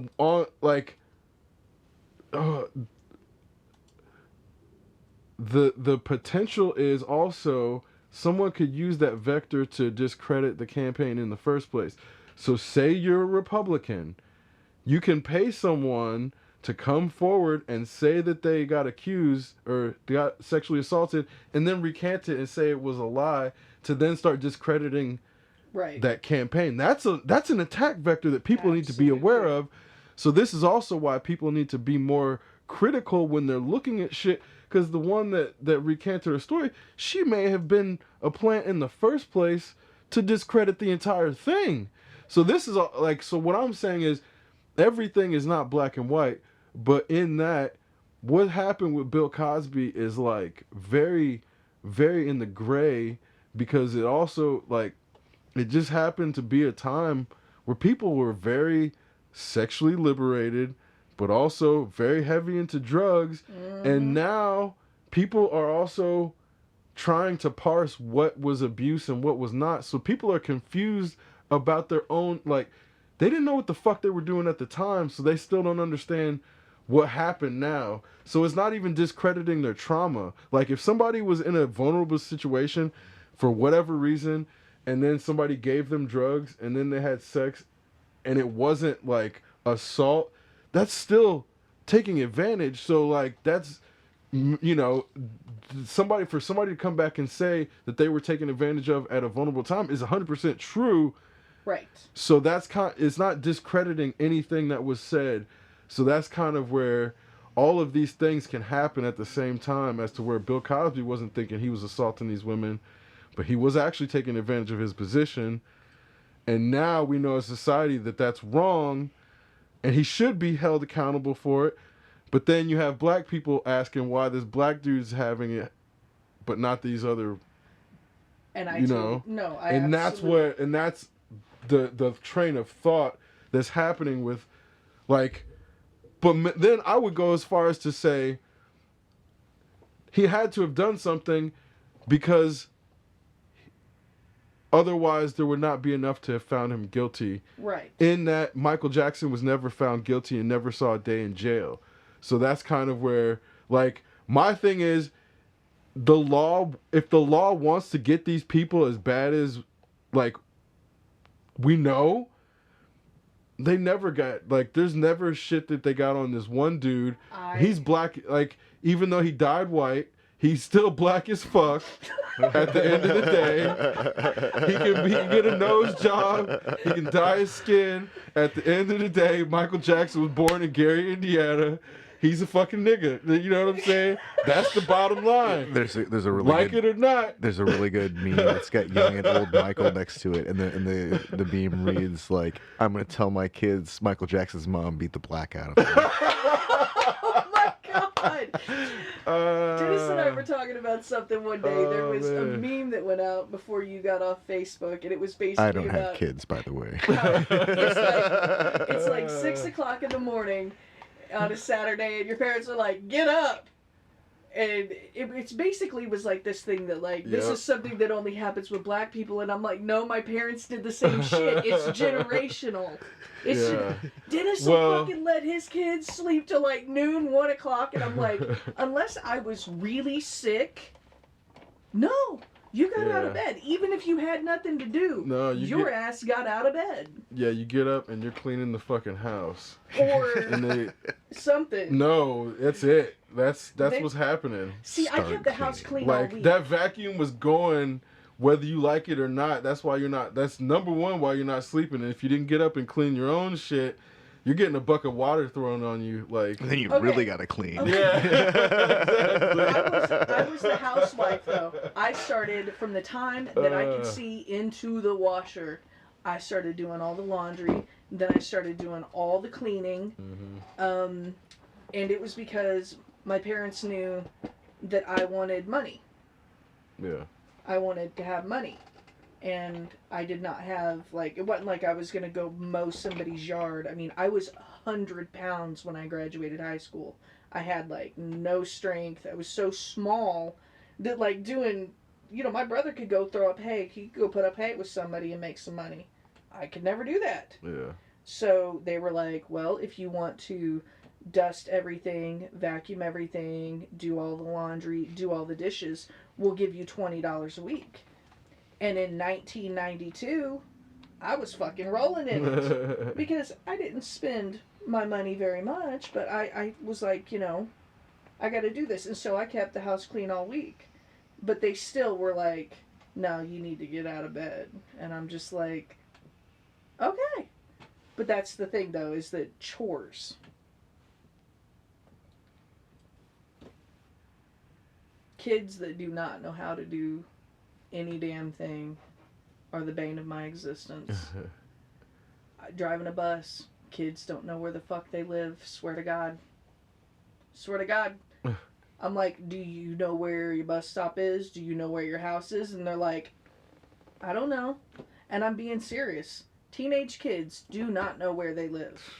I bet you they probably couldn't even tell you their parents' phone numbers. I knew how to drive when I was 11. My mom taught me how to drive. I already knew how to drive. Fucking, let alone not be able to find my goddamn house. That's insane. So my kid, like I said, autistic, right? At 3 years old, was on the bus coming back from preschool, and he started yelling, wrong way, wrong way. And it took me a while talking with him to figure out that he wanted the bus driver to drive him to my parents' house in Ellettsville, in Indiana. Wade knew how, even back then, knew how to get from our place in Illinois to my mom and dad's place. I could put him in the car right now and be like, get me to your dad's, who lives in Florissant, Missouri. He would have no trouble doing it. 9 years old. I tried to explain to one of my stepkids how to get to Walmart. You head out on 70. No, hold on. We're gonna get all the way to 70. We're gonna go with like 45 out towards Terre Haute or something like that, right? It's 46. It's 46. Yep. You take 46 out that way, but then you turn right towards Brazil. to get on a 70, and it saves you like a few minutes from having to deal with Terre Haute. It depends on if there's road construction. We can Yeah. argue this all day. And then you take 70 all the way into like what appears to be St. Louis, but it's not because it's approaching St. Louis. And then Florissant's this one exit that has like a gas station right off it that fortunately was like well located because my dad's transmission. Those are some rave directions. It has changed so much. It has changed so much. The part of Florissant that they live in, like, Hey, if you were listening to that would have gotten you to Florissant. yeah. I'm serious. Like back in the day, we used to listen to fucking the worst can call, fucking. Payphones. Oh my god, dude, it was so bad. You That sh- basically just started looking for ravers with their pants pulled up, with a backpack on, running down the street. Are you going that way? Follow the UFO we'll straps. follow you. Just yes. And, every one of us at some point has been stuck in some parking lot. It's like, fuck, which way do I go? Hold on, everyone be quiet. And then you hear that, like, Oh, it's over at Shadeland in 56. yeah. It's like, I know where that is. We're only 3 blocks away. We could just walk. Uh-huh. Famous last words. Oh, I remember pop-up parties. I remember parties that started at one place that ended up having to go to another place because they would get shut down. I mean, it was just so much fun, and I'm glad that I got to experience that. I remember I was late to a party, and by the time I got there, the police had already been there.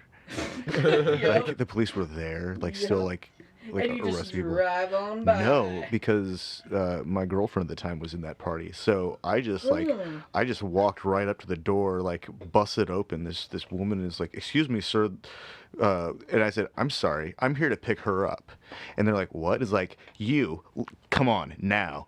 And so like she like was like, "Okay," and she got up, and I was like, the fuck were you thinking? And we walked out, and we get in my car. She's like, "Oh my god, that was awesome!" my self-righteous indignance like overrided whatever the IUPD or whatever thought that they were doing. They're like, "Holy shit, this guy's pissed off."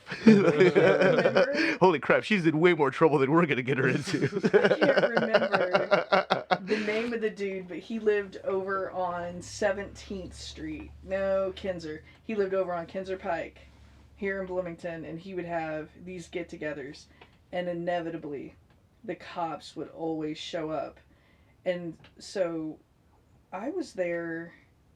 I think I showed up by myself, which, never bothered me. Like, some people need a fucking entourage to go to a party. Nope. No, you find the entourage at the party. And I did, of course. And so, basically, I'm in the back. That's like the first rule of partying. I'm in the back of the kitchen area, right? And I'm back there and I'm drinking a Red Stripe, and someone's like, "Oh my god, the cops just pulled up." I literally just grabbed the hand of the dude that I was planning on going home with, and I'm like, "Run with me." And so basically, I had parked like a block over and had like walked through some like sketchy area because there used to be trailers back where there's now all those nice Axis apartments. Yeah, because you grew up in Bloomington and you know what that shit's like. You don't park at the party you're Hell going no. to. They're gonna fucking run your plates. They're gonna find your ass. No, so I was like, "Come with me," and we're running through there, and I get him in the car, and I was like, "Do we know of any other parties?" Because it was only like midnight. I'm like, I don't want to go home yet. I was just starting to have fun. Yeah. But I mean, that's running from the cops. That's so Indiana. I know they do. I did it in Terre Haute once too. That was one of the funniest things in the world. Soon there will be generations of kids who don't know what it's like to run away from the police by like cutting through a cornfield. Man, I have laid down in fields flat on my stomach, not making any sound, barely breathing, not gotten found. One of the things that we used to do back in the day, since I grew up out in the sticks, was we would play hide and seek, and you had a 1/4 mile radius around the house. And so I would always basically dress in all black, put on a black bandana, hide my hair, because my hair was, fucking down to my ribs at the time, looking all Ellie Mae and shit. And I would run across the street through this field, and I remember one night watching coyotes go through it too. And I'm like, yeah, I'm running with coyotes. Yeah, fucking nature girl out here, woo! So I'm out there, and I'm going along, and I'm in the woods, and there's this area where there's just these trees all around it, and it's just this grassy area, and the fucking moon, it's like 1 o'clock in the morning, it's just shining down through it, and I'm just like, and I'm just standing there, and I'm just like, this right here is going to be one of the best times of my life. I just felt it, and it really was. Like, so I'm going along, and I hear, psst, and I'm like, which direction did that come from? And I look up, and one of my brother's friends is in the tree above me. So I just go over there, and I just wrap myself around the bottom of the tree, and I shit you not, my brother walked within like a foot of me. And so he finally ends up like cutting back through and goes back. So we hop down out of the tree. And that is the story of how I got my first kiss from an older boy. At like 3 o'clock in the morning. And being like, oh my God, does this mean we're going to spend the rest of our lives together? Because life does not come with a fucking instruction manual. Oh, God. Nobody would read it, even if it did. I would have. Swear to God, I would have totally read it.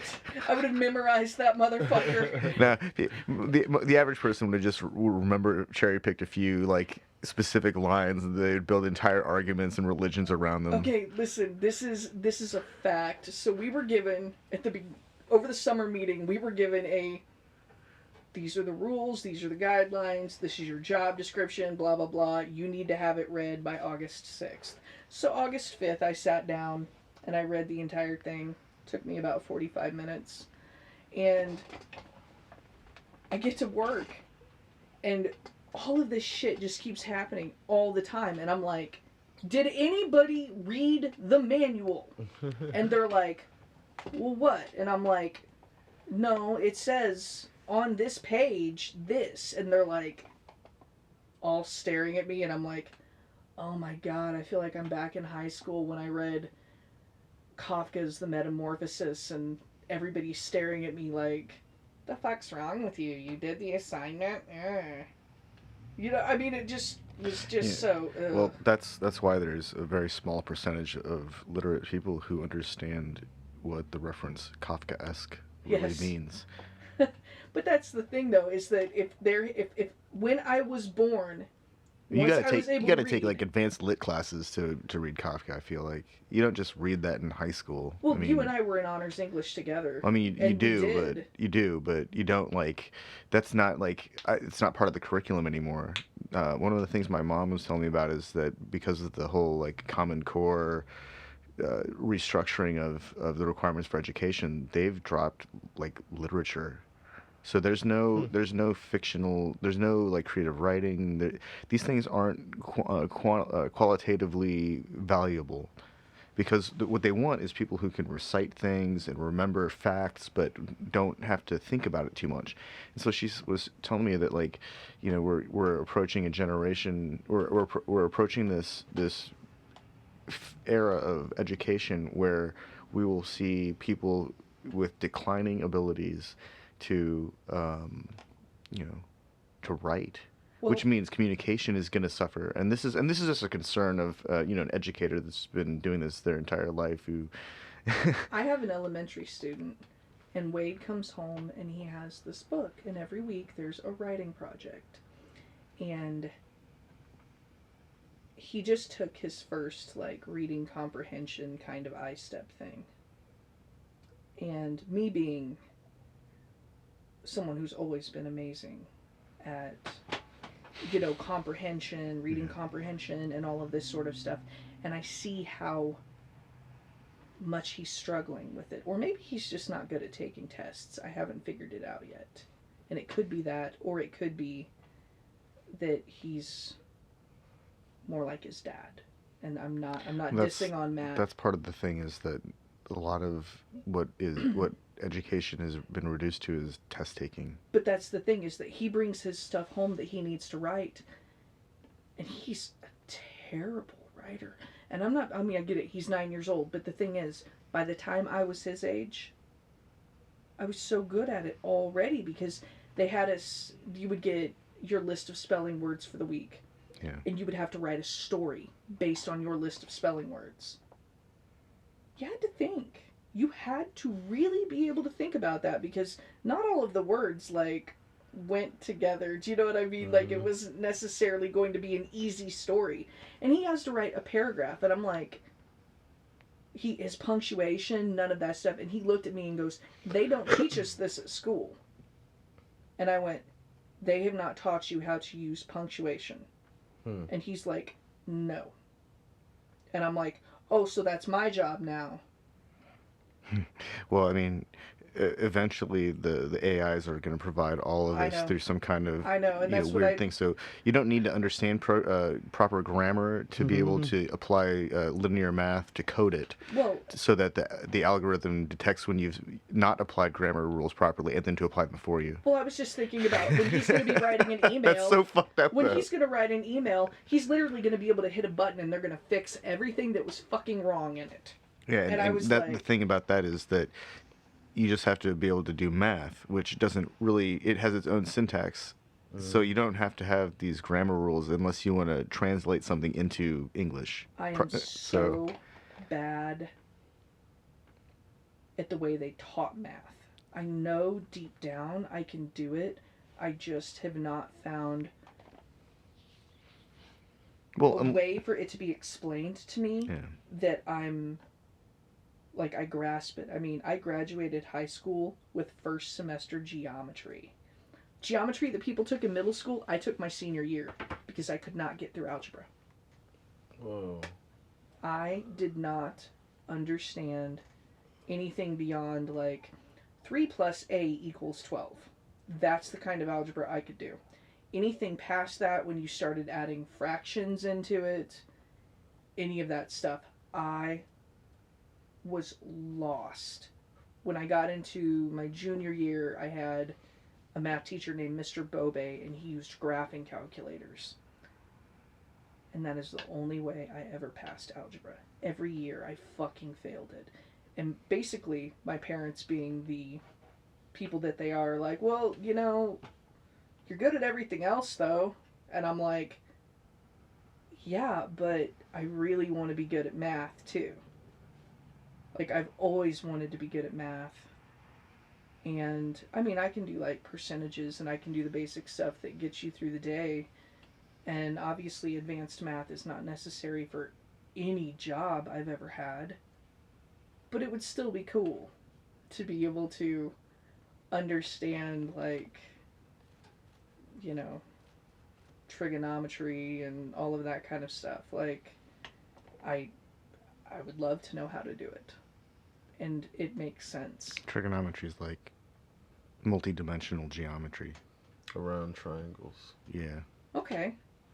That's what they fail to, like. I had no idea what that was. That makes sense now that you say it that way. Because they don't say it in ways that make sense. Yeah.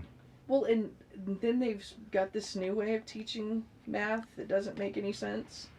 Yeah, but the dilemma is that if we approach this version of math with the way that, like, we were taught when we were kids, of course it doesn't make sense. But if we approach it from our goal is to teach linear programming, then it actually makes a lot of sense.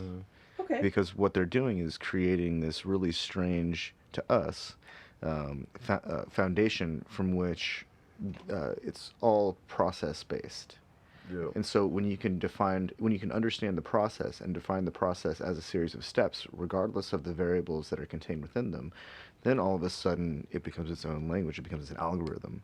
And then you can start replacing things with objects, and then objects and inputs become outputs. Like, have you seen the videos of the kids that use their hands when they do their math calculations?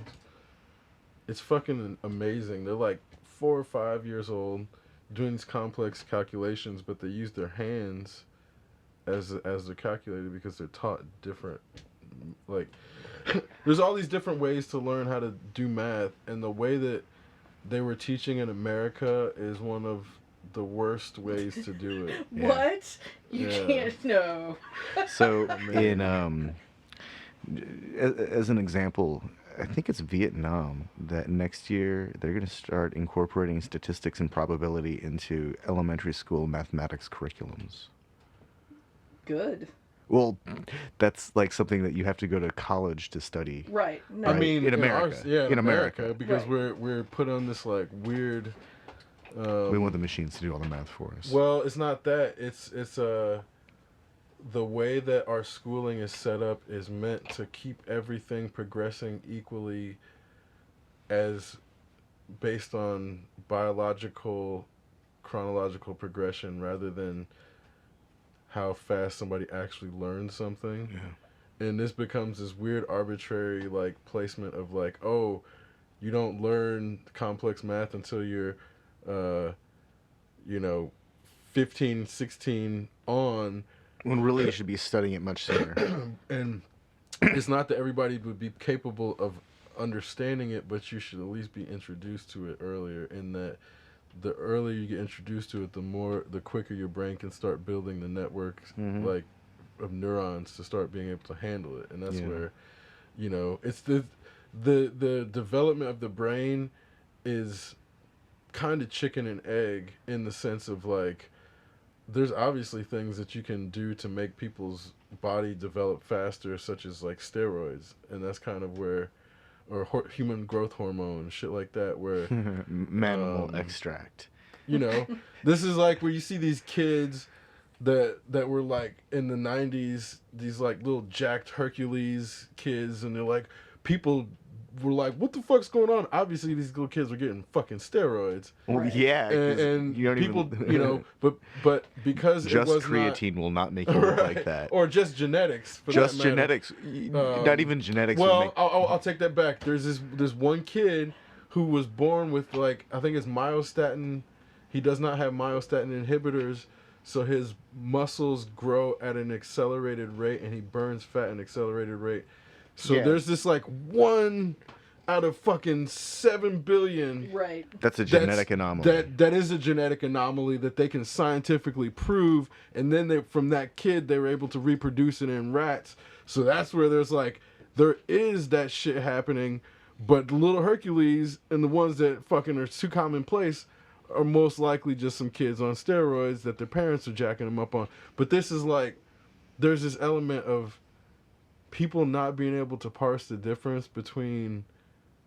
This gets back to the critical thought of like, because on the one hand they know enough, just enough but not enough to understand that this little kid can have abs. They see the abs with their eyes, but then like don't understand why their little like 14-year-old kid who doesn't have steroids can't get abs yet. And it's like, Well, it's sometimes you are just not genetically predisposed to have a six-pack. right.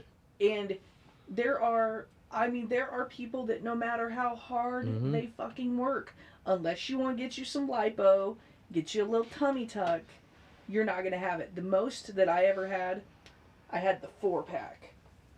For a girl, that's pretty tough. Especially for one that it wasn't lifting heavy weight. I mean, I wasn't trying to like necessarily get ripped. I just basically wanted to be the best. There's a very brief period of time when I was in middle school and I was on the diving team that I had like this 8-pack forming, because we were doing all these crazy crunches Right. and lift, like it was all Pilates. I didn't Yeah. realize that I was learning how to do Pilates in middle school, but there was a very short period of time when I was like, rock solid, and I could like, hold on to a street sign and extend my legs out and hold it like parallel to the ground for as long as I needed to. When I was That was a really good feeling. When That I was was- like the best shape I was ever in my life. 15, I took water safety in high school. And so I was swimming for an hour every day.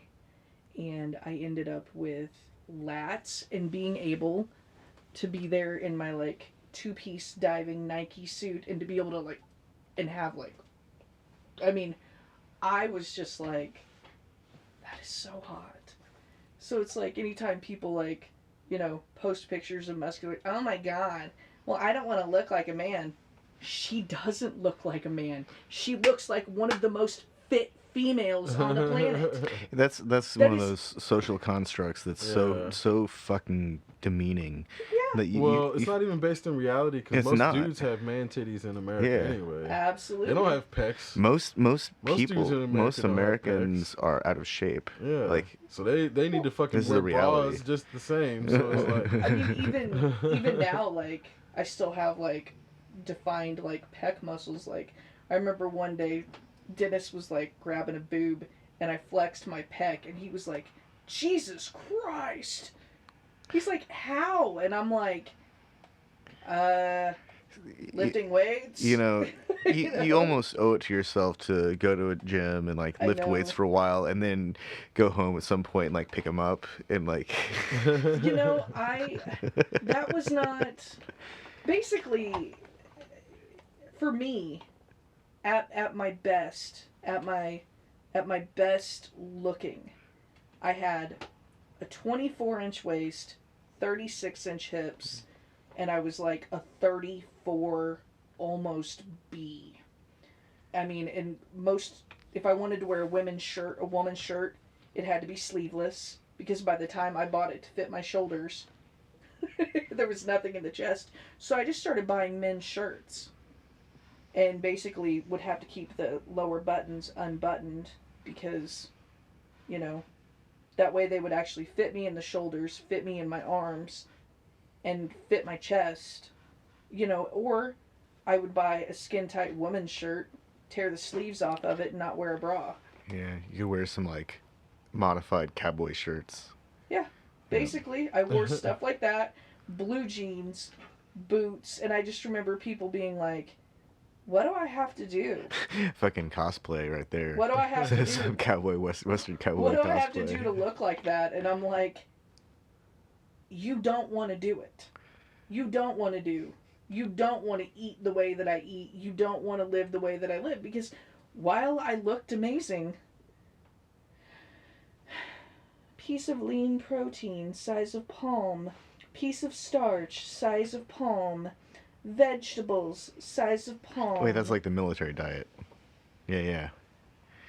Hardly any snacking. Yeah. You know what my snack was? I would buy those bags that had like the little bitty. That's one of those diets that bitty relies bags of on Cheetos. ketosis, sustaining ketosis for entering and exiting and entering ketosis, like on almost a weird cycle. But it's not like the keto diet because the keto diet's all about like staying there for long periods of time. But my understanding is the military diet, like you go in and out of it so frequently that like you're just gonna start burning fat. Well, but the thing is though, is that I still maintained probably a 15% body fat because regardless of what I do, unless I became like completely anorexic and bulimic, I'm going to have an ass and I'm going to have thighs. Well, I think the reason that the people get bigger over time is like there's a component to it that like fat starts to build up around organs, and that's the stuff that's hard to get rid of. I'm from talking to my psychiatrist and my therapist, they're like, your body is basically in fight or flight mode, which means that you produce cortisol like almost twice what a normal person would because you are so anxious and stressed out all the time. They're like, I lost 15 pounds over the summer. I went to Disney for 9 days and was walking like 8 miles a day, and then I kept a little activity up after I got back. There's a term for that. It's like hypervigilance. Yeah. Yeah. Yeah, constantly being hypervigilant. I mean, when you have to fucking drug yourself to stay asleep, you're not hitting the fat burning stage that you need to. You're not hitting like all of these necessary things to keep you healthy. And I've been like that for most of my adult life. I mean, to say that, being a parent has not been amazing, it has. But to say that it has not been stressful is a complete fucking lie. It is a complete lie. Women who are, oh, I love this. I love being sleep deprived. My baby is everything. I mean, I was like, please just stay asleep. But then I got convinced that a God that I don't believe in was going to kill my kid because I didn't appreciate being a mother. I think there's still a pretty significant culture in this country of like, women go to school and then they meet the person they're going to marry and then they have a job and buy a house, but then they get pregnant and have kids. I think that still exists. I think that For sure. the whole like, independent woman who wants to have a family but still keep working, that's not, I mean, it's emerging and it's emergent and it's it's a thing, but it's not quite like we've not reached equality. We've not reached equitability. We've not, this isn't. I don't even think it's in the the DNA of our society. No. It's like I mean, how you see women like. I mean, how can it be? Women are shitting on other women before men. Yeah. Like you see. I mean, it happens in between races and shit, but women are like the first to drag another woman down who's trying to like do some shit. Absolutely. And it's like really insane to see where you're like, you would expect it to be the opposite, but do you know what? And I'm it's gonna crabs say in a this. barrel shit. I'm gonna say this. Anytime I see a woman who is doing the damn thing, is kicking ass, go sis. Okay? Anytime I see someone, and we're gonna go back to Facebook, I've been up since 3 o'clock in the morning and I've made Easter baskets for all of my kids and I've done this and I've done that and I've done this and I've done that. I'm like, oh, and my favorite is, and nobody helped me. Okay? Like, I'm just like, you're either lying or you want a gold star for doing a bunch of shit nobody asked you to do to begin with. Yeah. And I'm like, this is not a competition. And that's the hardest part, is because when I see the person on there who does all of that stuff, I'm like, are you drinking? Are you on Adderall? Are you... And then I realize, because that's my insecurity, because I know me. I know I can't do it all by myself. I don't know how. I don't know how to keep up with everything and not crash. But here's the thing, though. I'm self-aware to know that I would. Mm-hmm. So I do have that going for me. But I mean, when I see all of these... And there are women that drag each other. Oh, you don't have kids? Oh, you have 9 kids? Like, I do not... Anytime people... Oh my God, I'm never having kids. I think the and only then they look at response me, to somebody who has 9 children is to repeat the number in surprise. 9? 9? No. But here's the thing, though.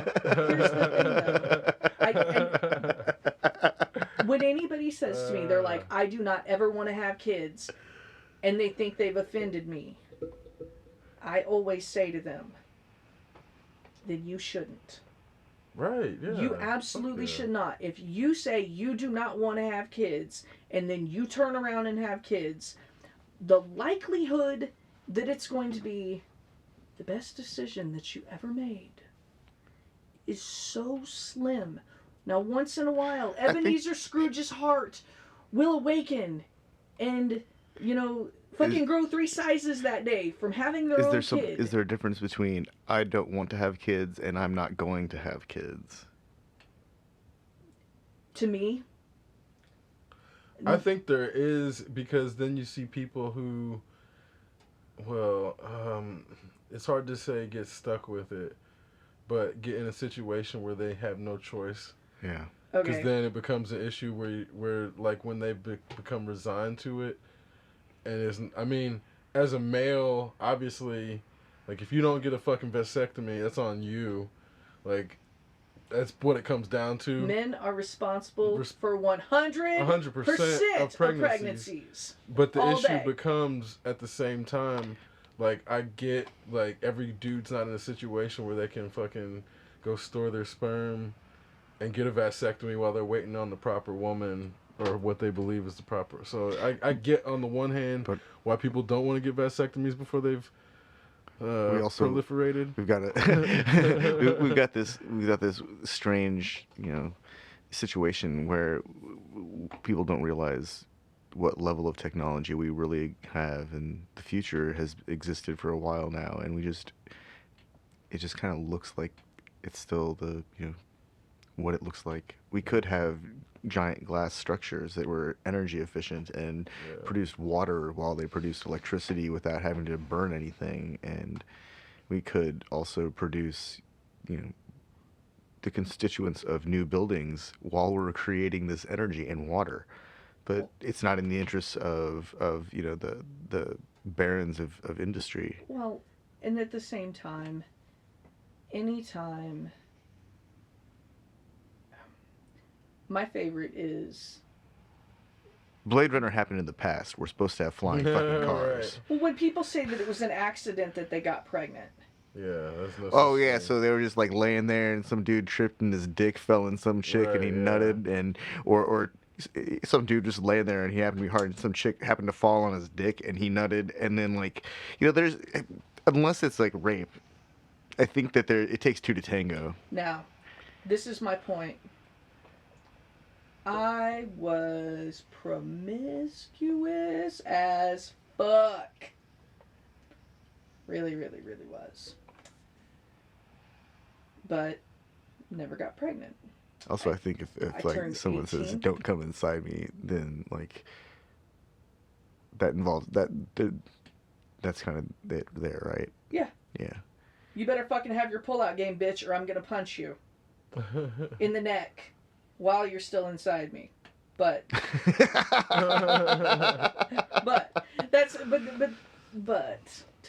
to go back, at 18 I got on the birth control pill. At 28, my ex was like, I'm ready to be a father. I went off birth control, pretty much got pregnant within 2 weeks. And yeah, like some women it takes years, but obviously we were primed. You were like ready. You're like, well, you've also, like I said, I was still getting periods and I was in the best physical shape that I had ever been in. Do you know what I'm saying? Like, I was perfectly healthy 28-year-old woman. It was ideal, and that is why it happened. yeah. And that, so when people, well, I accidentally got pregnant. You know, it's I'm interesting. like, so were you on the pill? Well, yeah. I got pregnant while I was on the pill. Were you taking antibiotics? Were you taking the pill properly? Like, I have fucking questions. None of which are any of my goddamn business. But when you say some dumb shit to me, like... You're asking for it. That's the thing. If you say some dumb shit to me, I'm going to absolutely drill you with questions. Mm-hmm. And...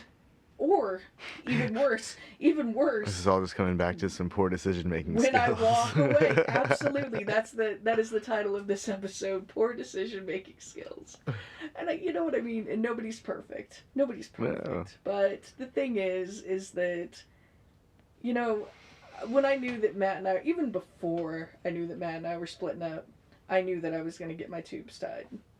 I knew that I was not going to have any more children with someone who was not interested in being involved unless I'd be like, hey, let's take the kid to the park. Oh, I've got all these things I've got to do. And after the 900th time of having the conversation, you know, one day you're going to want his attention and he's not going to give it to you. I was just like, I'm done. I'm done asking you to go do stuff with us. We'll just do it all. And so it was me and Wade. And I was like, I'm not having another kid with this person. There's no fucking way. If you wanted a baby so bad, you were so ready to be a dad, and then you're like, I've got other shit to do. Shit that you could put off. Shit that isn't actually necessary to do. It's shit that you want to do. Oh, well, I've got to go to the gym. Okay. I was always astonished by my friends who had kids like in their early 20s, because it was always like, Wow. holy crap. I was like terrified of that stuff. Right. So Absolutely. In my early 20s, absolutely. Absolutely. Even now, every day, I'm fucking terrified. Being a parent, man, you want to talk about, like, just because you don't have control of anything. there's You another really don't. there's another good meme that I saw. It's when you're a kid, you don't realize that you're watching your parents grow up. That's funny. Okay, okay. That's funny. Now here's the thing. Here's the thing. I know some people do it differently. I did not introduce Wade to anybody that I was fucking with. Because all I was doing was fucking with him. Okay? I did not drink around Wade. I was never hungover around Wade. I took... Because here's the thing. What I am doing is not his business. And I finally had a conversation with his dad one time, and I said, "Can you please stop introducing Wade to all these hoes?" And he went, "Excuse me?" And I said, "Listen," I said, "I do not want him thinking that that is normal. I do not want him thinking that having a different chick every week is normal. It is for some people, but the fact of the matter is that once you become a parent, that's just fucking irresponsible. Mm-hmm. It's confusing to the kid. These are things that you got to think about. And obviously, I'm the kind of person that just sits around all the time like, how can I do this better? How can I be a better mom?" I think the problem though is like, for the first 18 years of that kid's life, that kid is supposed to be the focus, and a lot of people don't want to put their adult lives on hold to do that, and then it becomes an issue of like, that's why kids have shitty parents, and then, you know, people will want to like make excuses or whatever, and there's like no fucking excuse. I as someone who has not had a kid, in order to preserve my adult freedom, Absolutely. I hate it when people want to use their kids as excuses for like not having time for stuff, but then also double back and then like, Or for not why spend I all their should feel time with. bad for why I'm not Yeah. maturing fast Oh. enough to keep pace with the people.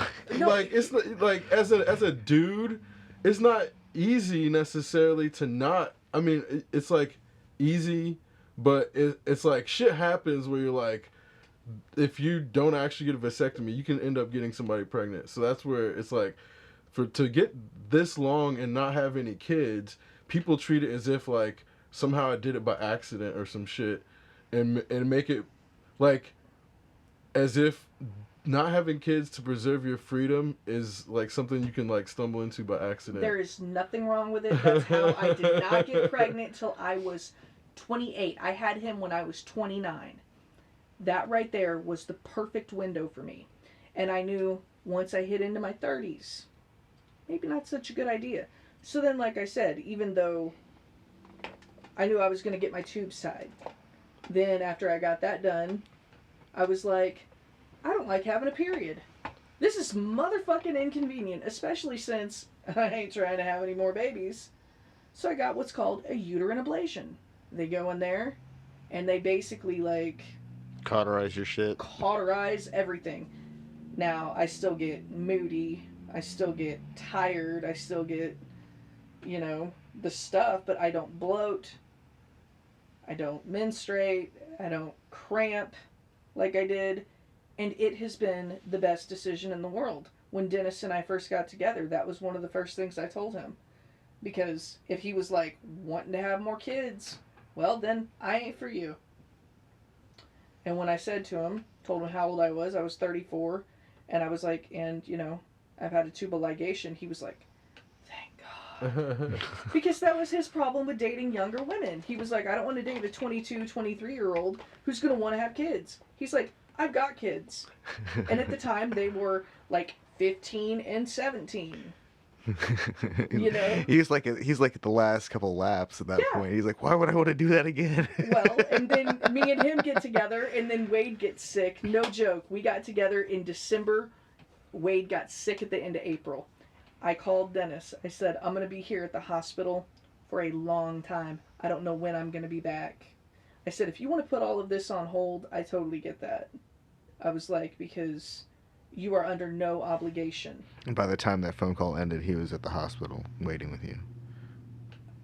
Well, almost. He showed up the next morning. And I was just like... My version of the story is like way cooler. It is. That's the one for the HBO special. Right? I hadn't even hit send, and he's standing in the doorway like, baby, I got you. That's the truth about him. It fucks me up so bad. Earlier today, he was on the phone with tech support because I ended up getting one of those like Google Home Mini things because I want the CIA to be right the fuck up in my house. Oh, the one to worry about is Amazon just bought a company that has a deal with law enforcement to provide law enforcement with access to their fucking, spyglass door camera. Oh. So I don't have any of that.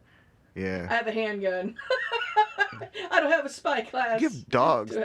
Dogs are plenty of an I alarm. have a German Shepherd. She'll tell me. So, but today he was flustered and he accidentally called me by his ex-wife's name. And I turned and I went, just gave him some crazy eyes, right? So then I go upstairs. I got to go to the bathroom. I got to get a shower before I'm over here. And he comes upstairs and he's like, I'm really sorry that I called you by her name. And I'm like, are you crying? Washing my hair. I'm like, are you crying? And he's like, I just feel really bad because you know that I'm like, baby, stop crying about this. It's okay. I mean, like, yeah, I don't like her. Yeah, it annoys me that my ex's new wife is named Sarah. Like, I'm surrounded by this fucking name.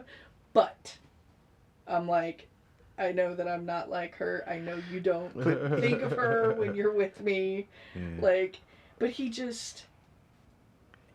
If he is thinking about her when he's with you, it's about how you two could be like, like... No. She would not. She wouldn't. No. I mean, basically, like, it's... Mine and her relationship You'd be like...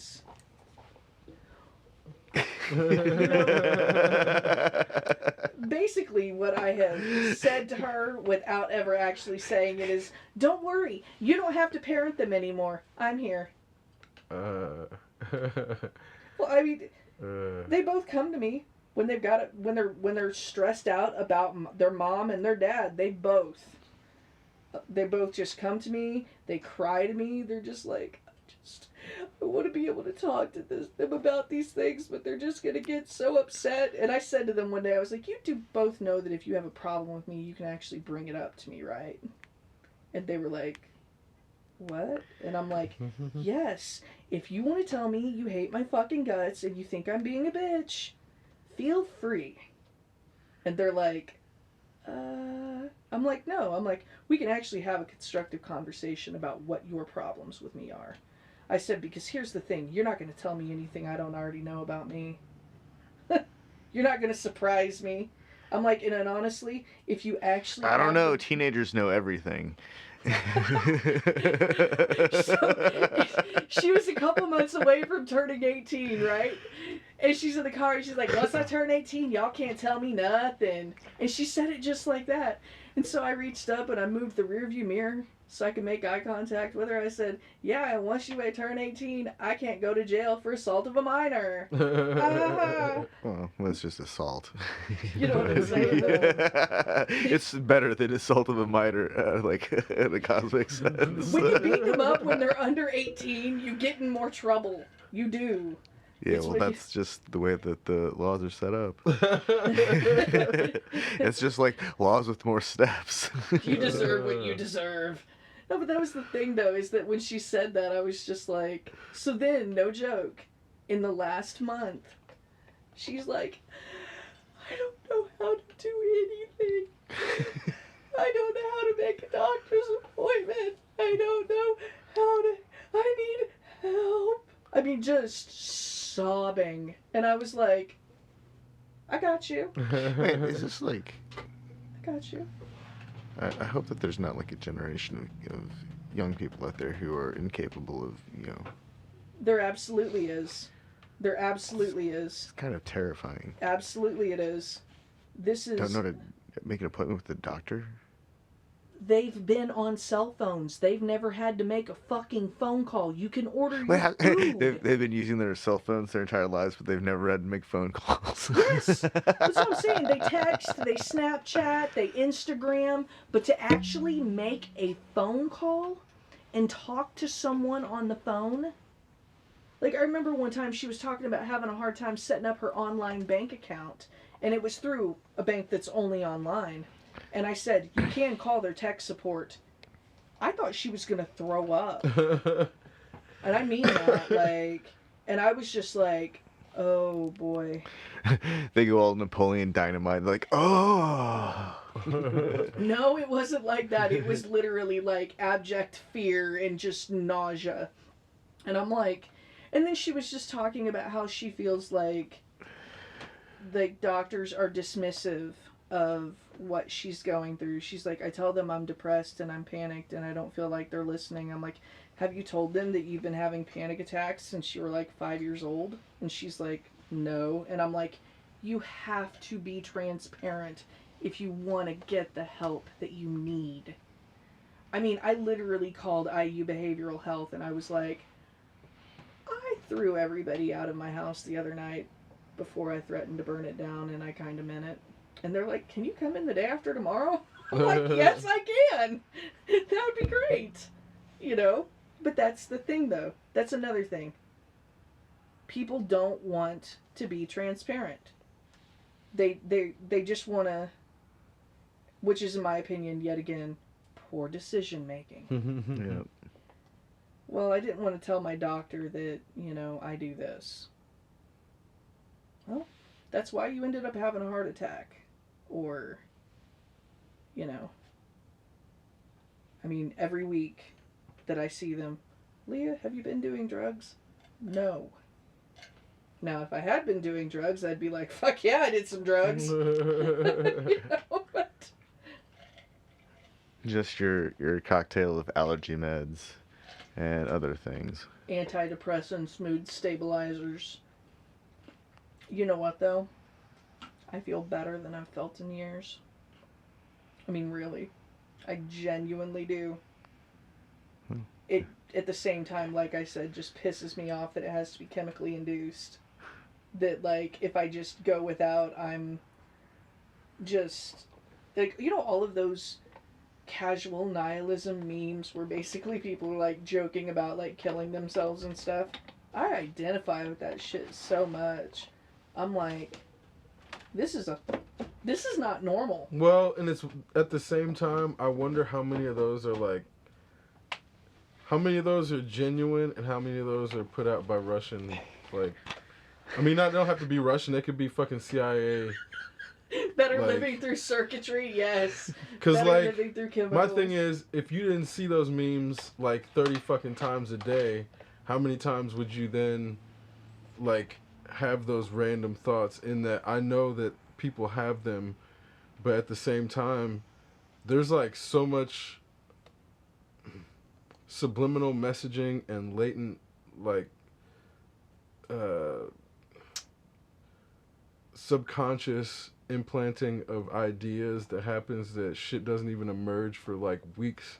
So it's probably unhealthy to see that stuff. Oh fuck yeah, it's unhealthy, but I'm wondering how many of those people are even actually having those thoughts, and how many of them are putting them there to induce them in other people. Because people fucking not they don't have to be CIA or Russian agents. Some people fucking get off on that shit. Yeah, it's a power thing. No, I get that. Because that's inciting chaos. And well, even down to now, people are getting criminally prosecuted if they are proven to have induced someone into suicide. Yes. There's two cases. One is still in the process.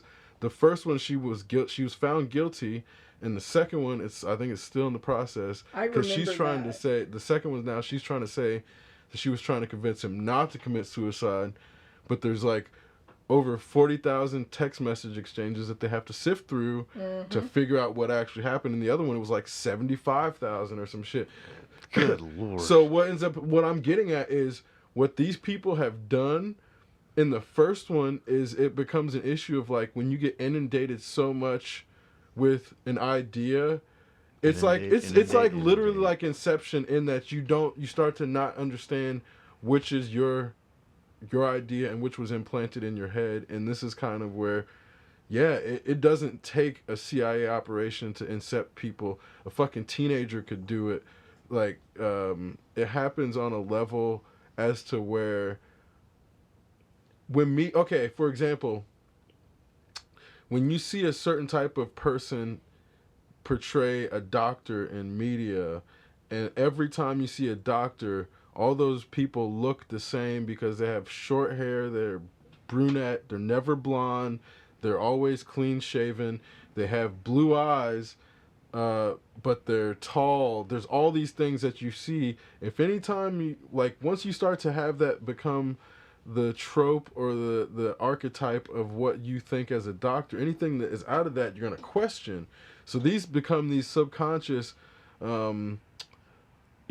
foundations of the way people interact with society and themselves in a way that, like, if you see, okay, I don't know, are you an only child? No, I have a brother. Are you, like, only the younger? I'm the baby. So if you see all these media things where you're the baby and then the baby always has these identity crises in every fucking form of media. Like if you watch a form of media and there's two children, the baby's always going to have the identity crisis. The older sibling's always going to be the one that fixes that identity crisis by reaffirming that young one's individual identity.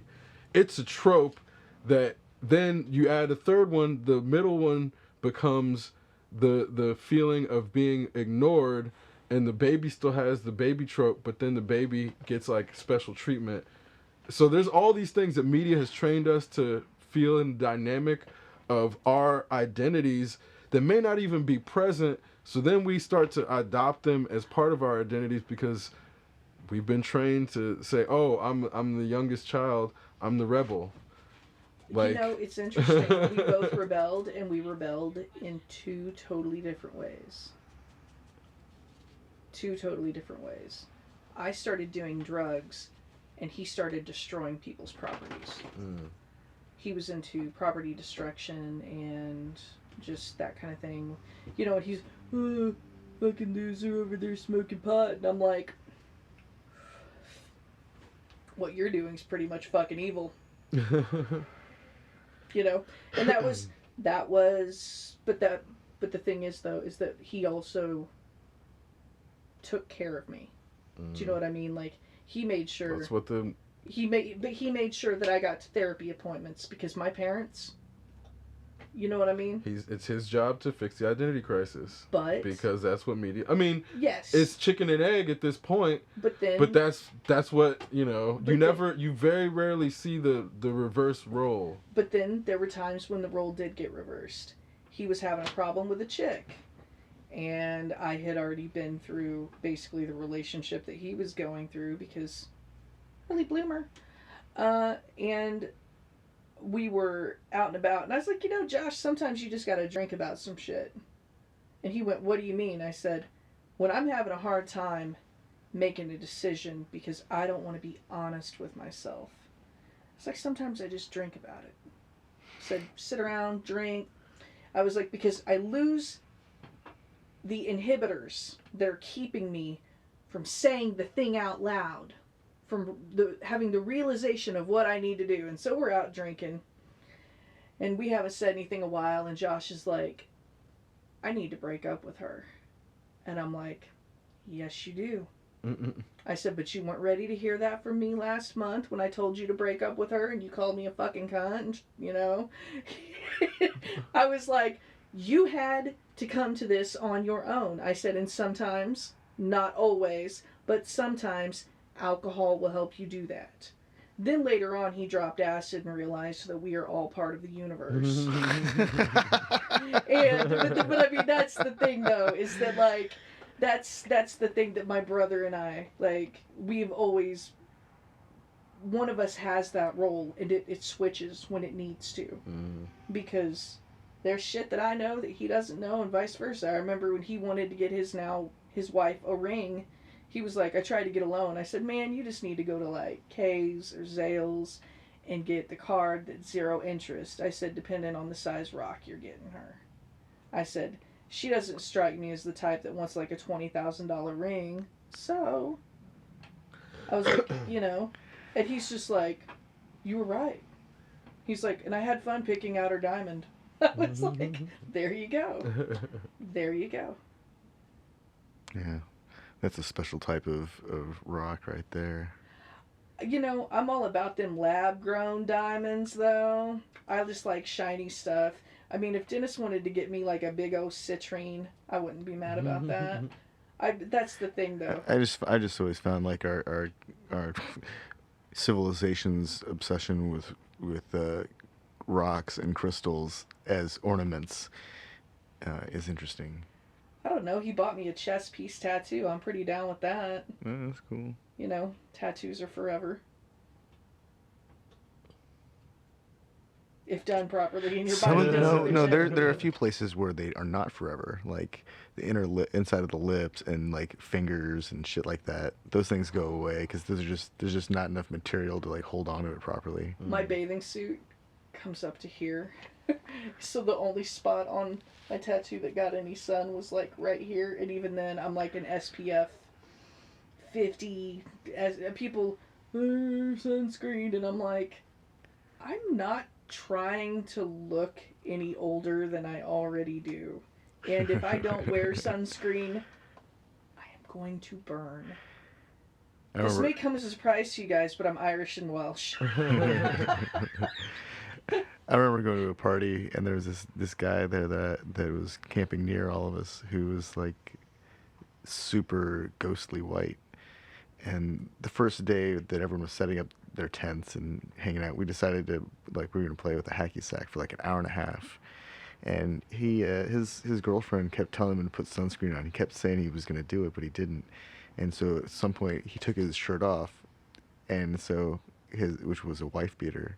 So he takes that off, and it looked like he was still wearing the wife beater because everything else around him was pink. And so, for the rest of the weekend, everyone was telling him to like take his wife beater off. I was using when we went to Florida in June. I was reapplying, and I still managed to get a little bit sunburnt, even through all of that. I mean, but the thing is that I had a killer tan all summer. I mean, and it's now kind of going away, but then when I do stuff like this, you're like, oh, okay, you did have a tan.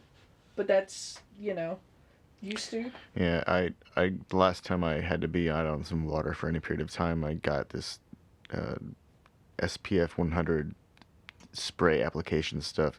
I turned kind of purplish. SPF 100 burns on Yeah, my skin. well, I do not like that. It didn't do that to me. It just kept me from like, I had this really muted tan, really even muted tan, and there were only like 2 other people it was a tubing party, but only 2 other people decided to go with the SPF 100, and everyone else was like, oh, I'll be fine with my SPF whatever bullshit. Like, we were the only ones that didn't get burnt. I won't go less than 50. I will not go less than I feel like SPF it's not worth 50. it to go less than 50. Yeah, anymore. Well, you know. We have no the point. fucking ozone layer, so you know. Well, our sun is only going to get bigger, and it's only going to emit more radiation over time. Mm-hmm. And so SPF, whatever we thought was an acceptably low number, is no longer acceptably low enough. It's too low. I have not really developed more freckles as an adult because I've been so religious about sunscreen. Yeah. I'm one of those people that like carries it with me once spring starts happening because, you know, people, I'm always, have you reapplied? I'm such a mom. I For real. think that it's. I like being outside once I've been outside for a while, but I don't want to go outside unless I have to. It's like it's weird. I have this aversion to being outdoors. It happened slowly over time. Oh my god. It was On our acreage, I can literally walk out the back door naked and lay down in my yard during the summer, and I fucking love it. Still, I've smeared up with sunscreen. But the thing is that I just barefooted, walking through the woods, like See, right now when it's overcast, this is the kind of lighting that I enjoy being outside in, 'cause it's like not too bright, doesn't hurt my eyes. this makes me want to die. Really? Absolutely. I can't fucking deal with days and days and days of this. It's been miserable so far this year. I'm getting to the point where I'm like, if I weren't on all of these fucking antibiotics, I would go lay in a tanning bed for 5 minutes. It's just, yeah, like when we have like weeks of super stupid high UV index, after a while I feel like I'm just being cooked, even if I'm standing in the shade, because it's just so bright. And I wear sunglasses everywhere, and so it's not like for a lack of trying. They're UV whatever sunglasses. They have the right coating, because I don't get the headaches when I wear them. I think that at least half of my blood is chlorophyll. Ah. I'm being serious. No, I'm being serious. Like, now granted, when I go out now, you need sunlight to process vitamin D. when I go out now, I do have to wear a hat because Chris doesn't need any sunlight to process vitamin D. Well, I mean, with Fucking my go hair, genetics. with my hair being the way it is, I sunburn through my hair now.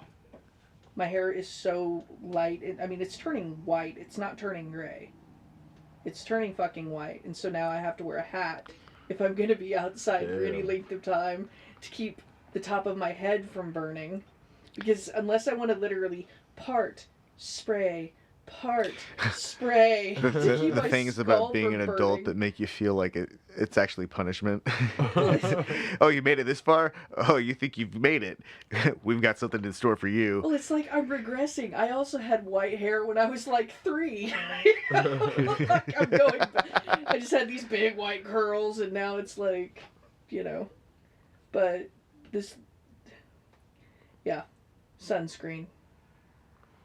Remember, kids, wear your sunscreen. Yep. I gotta get out of here. I gotta go get weighed.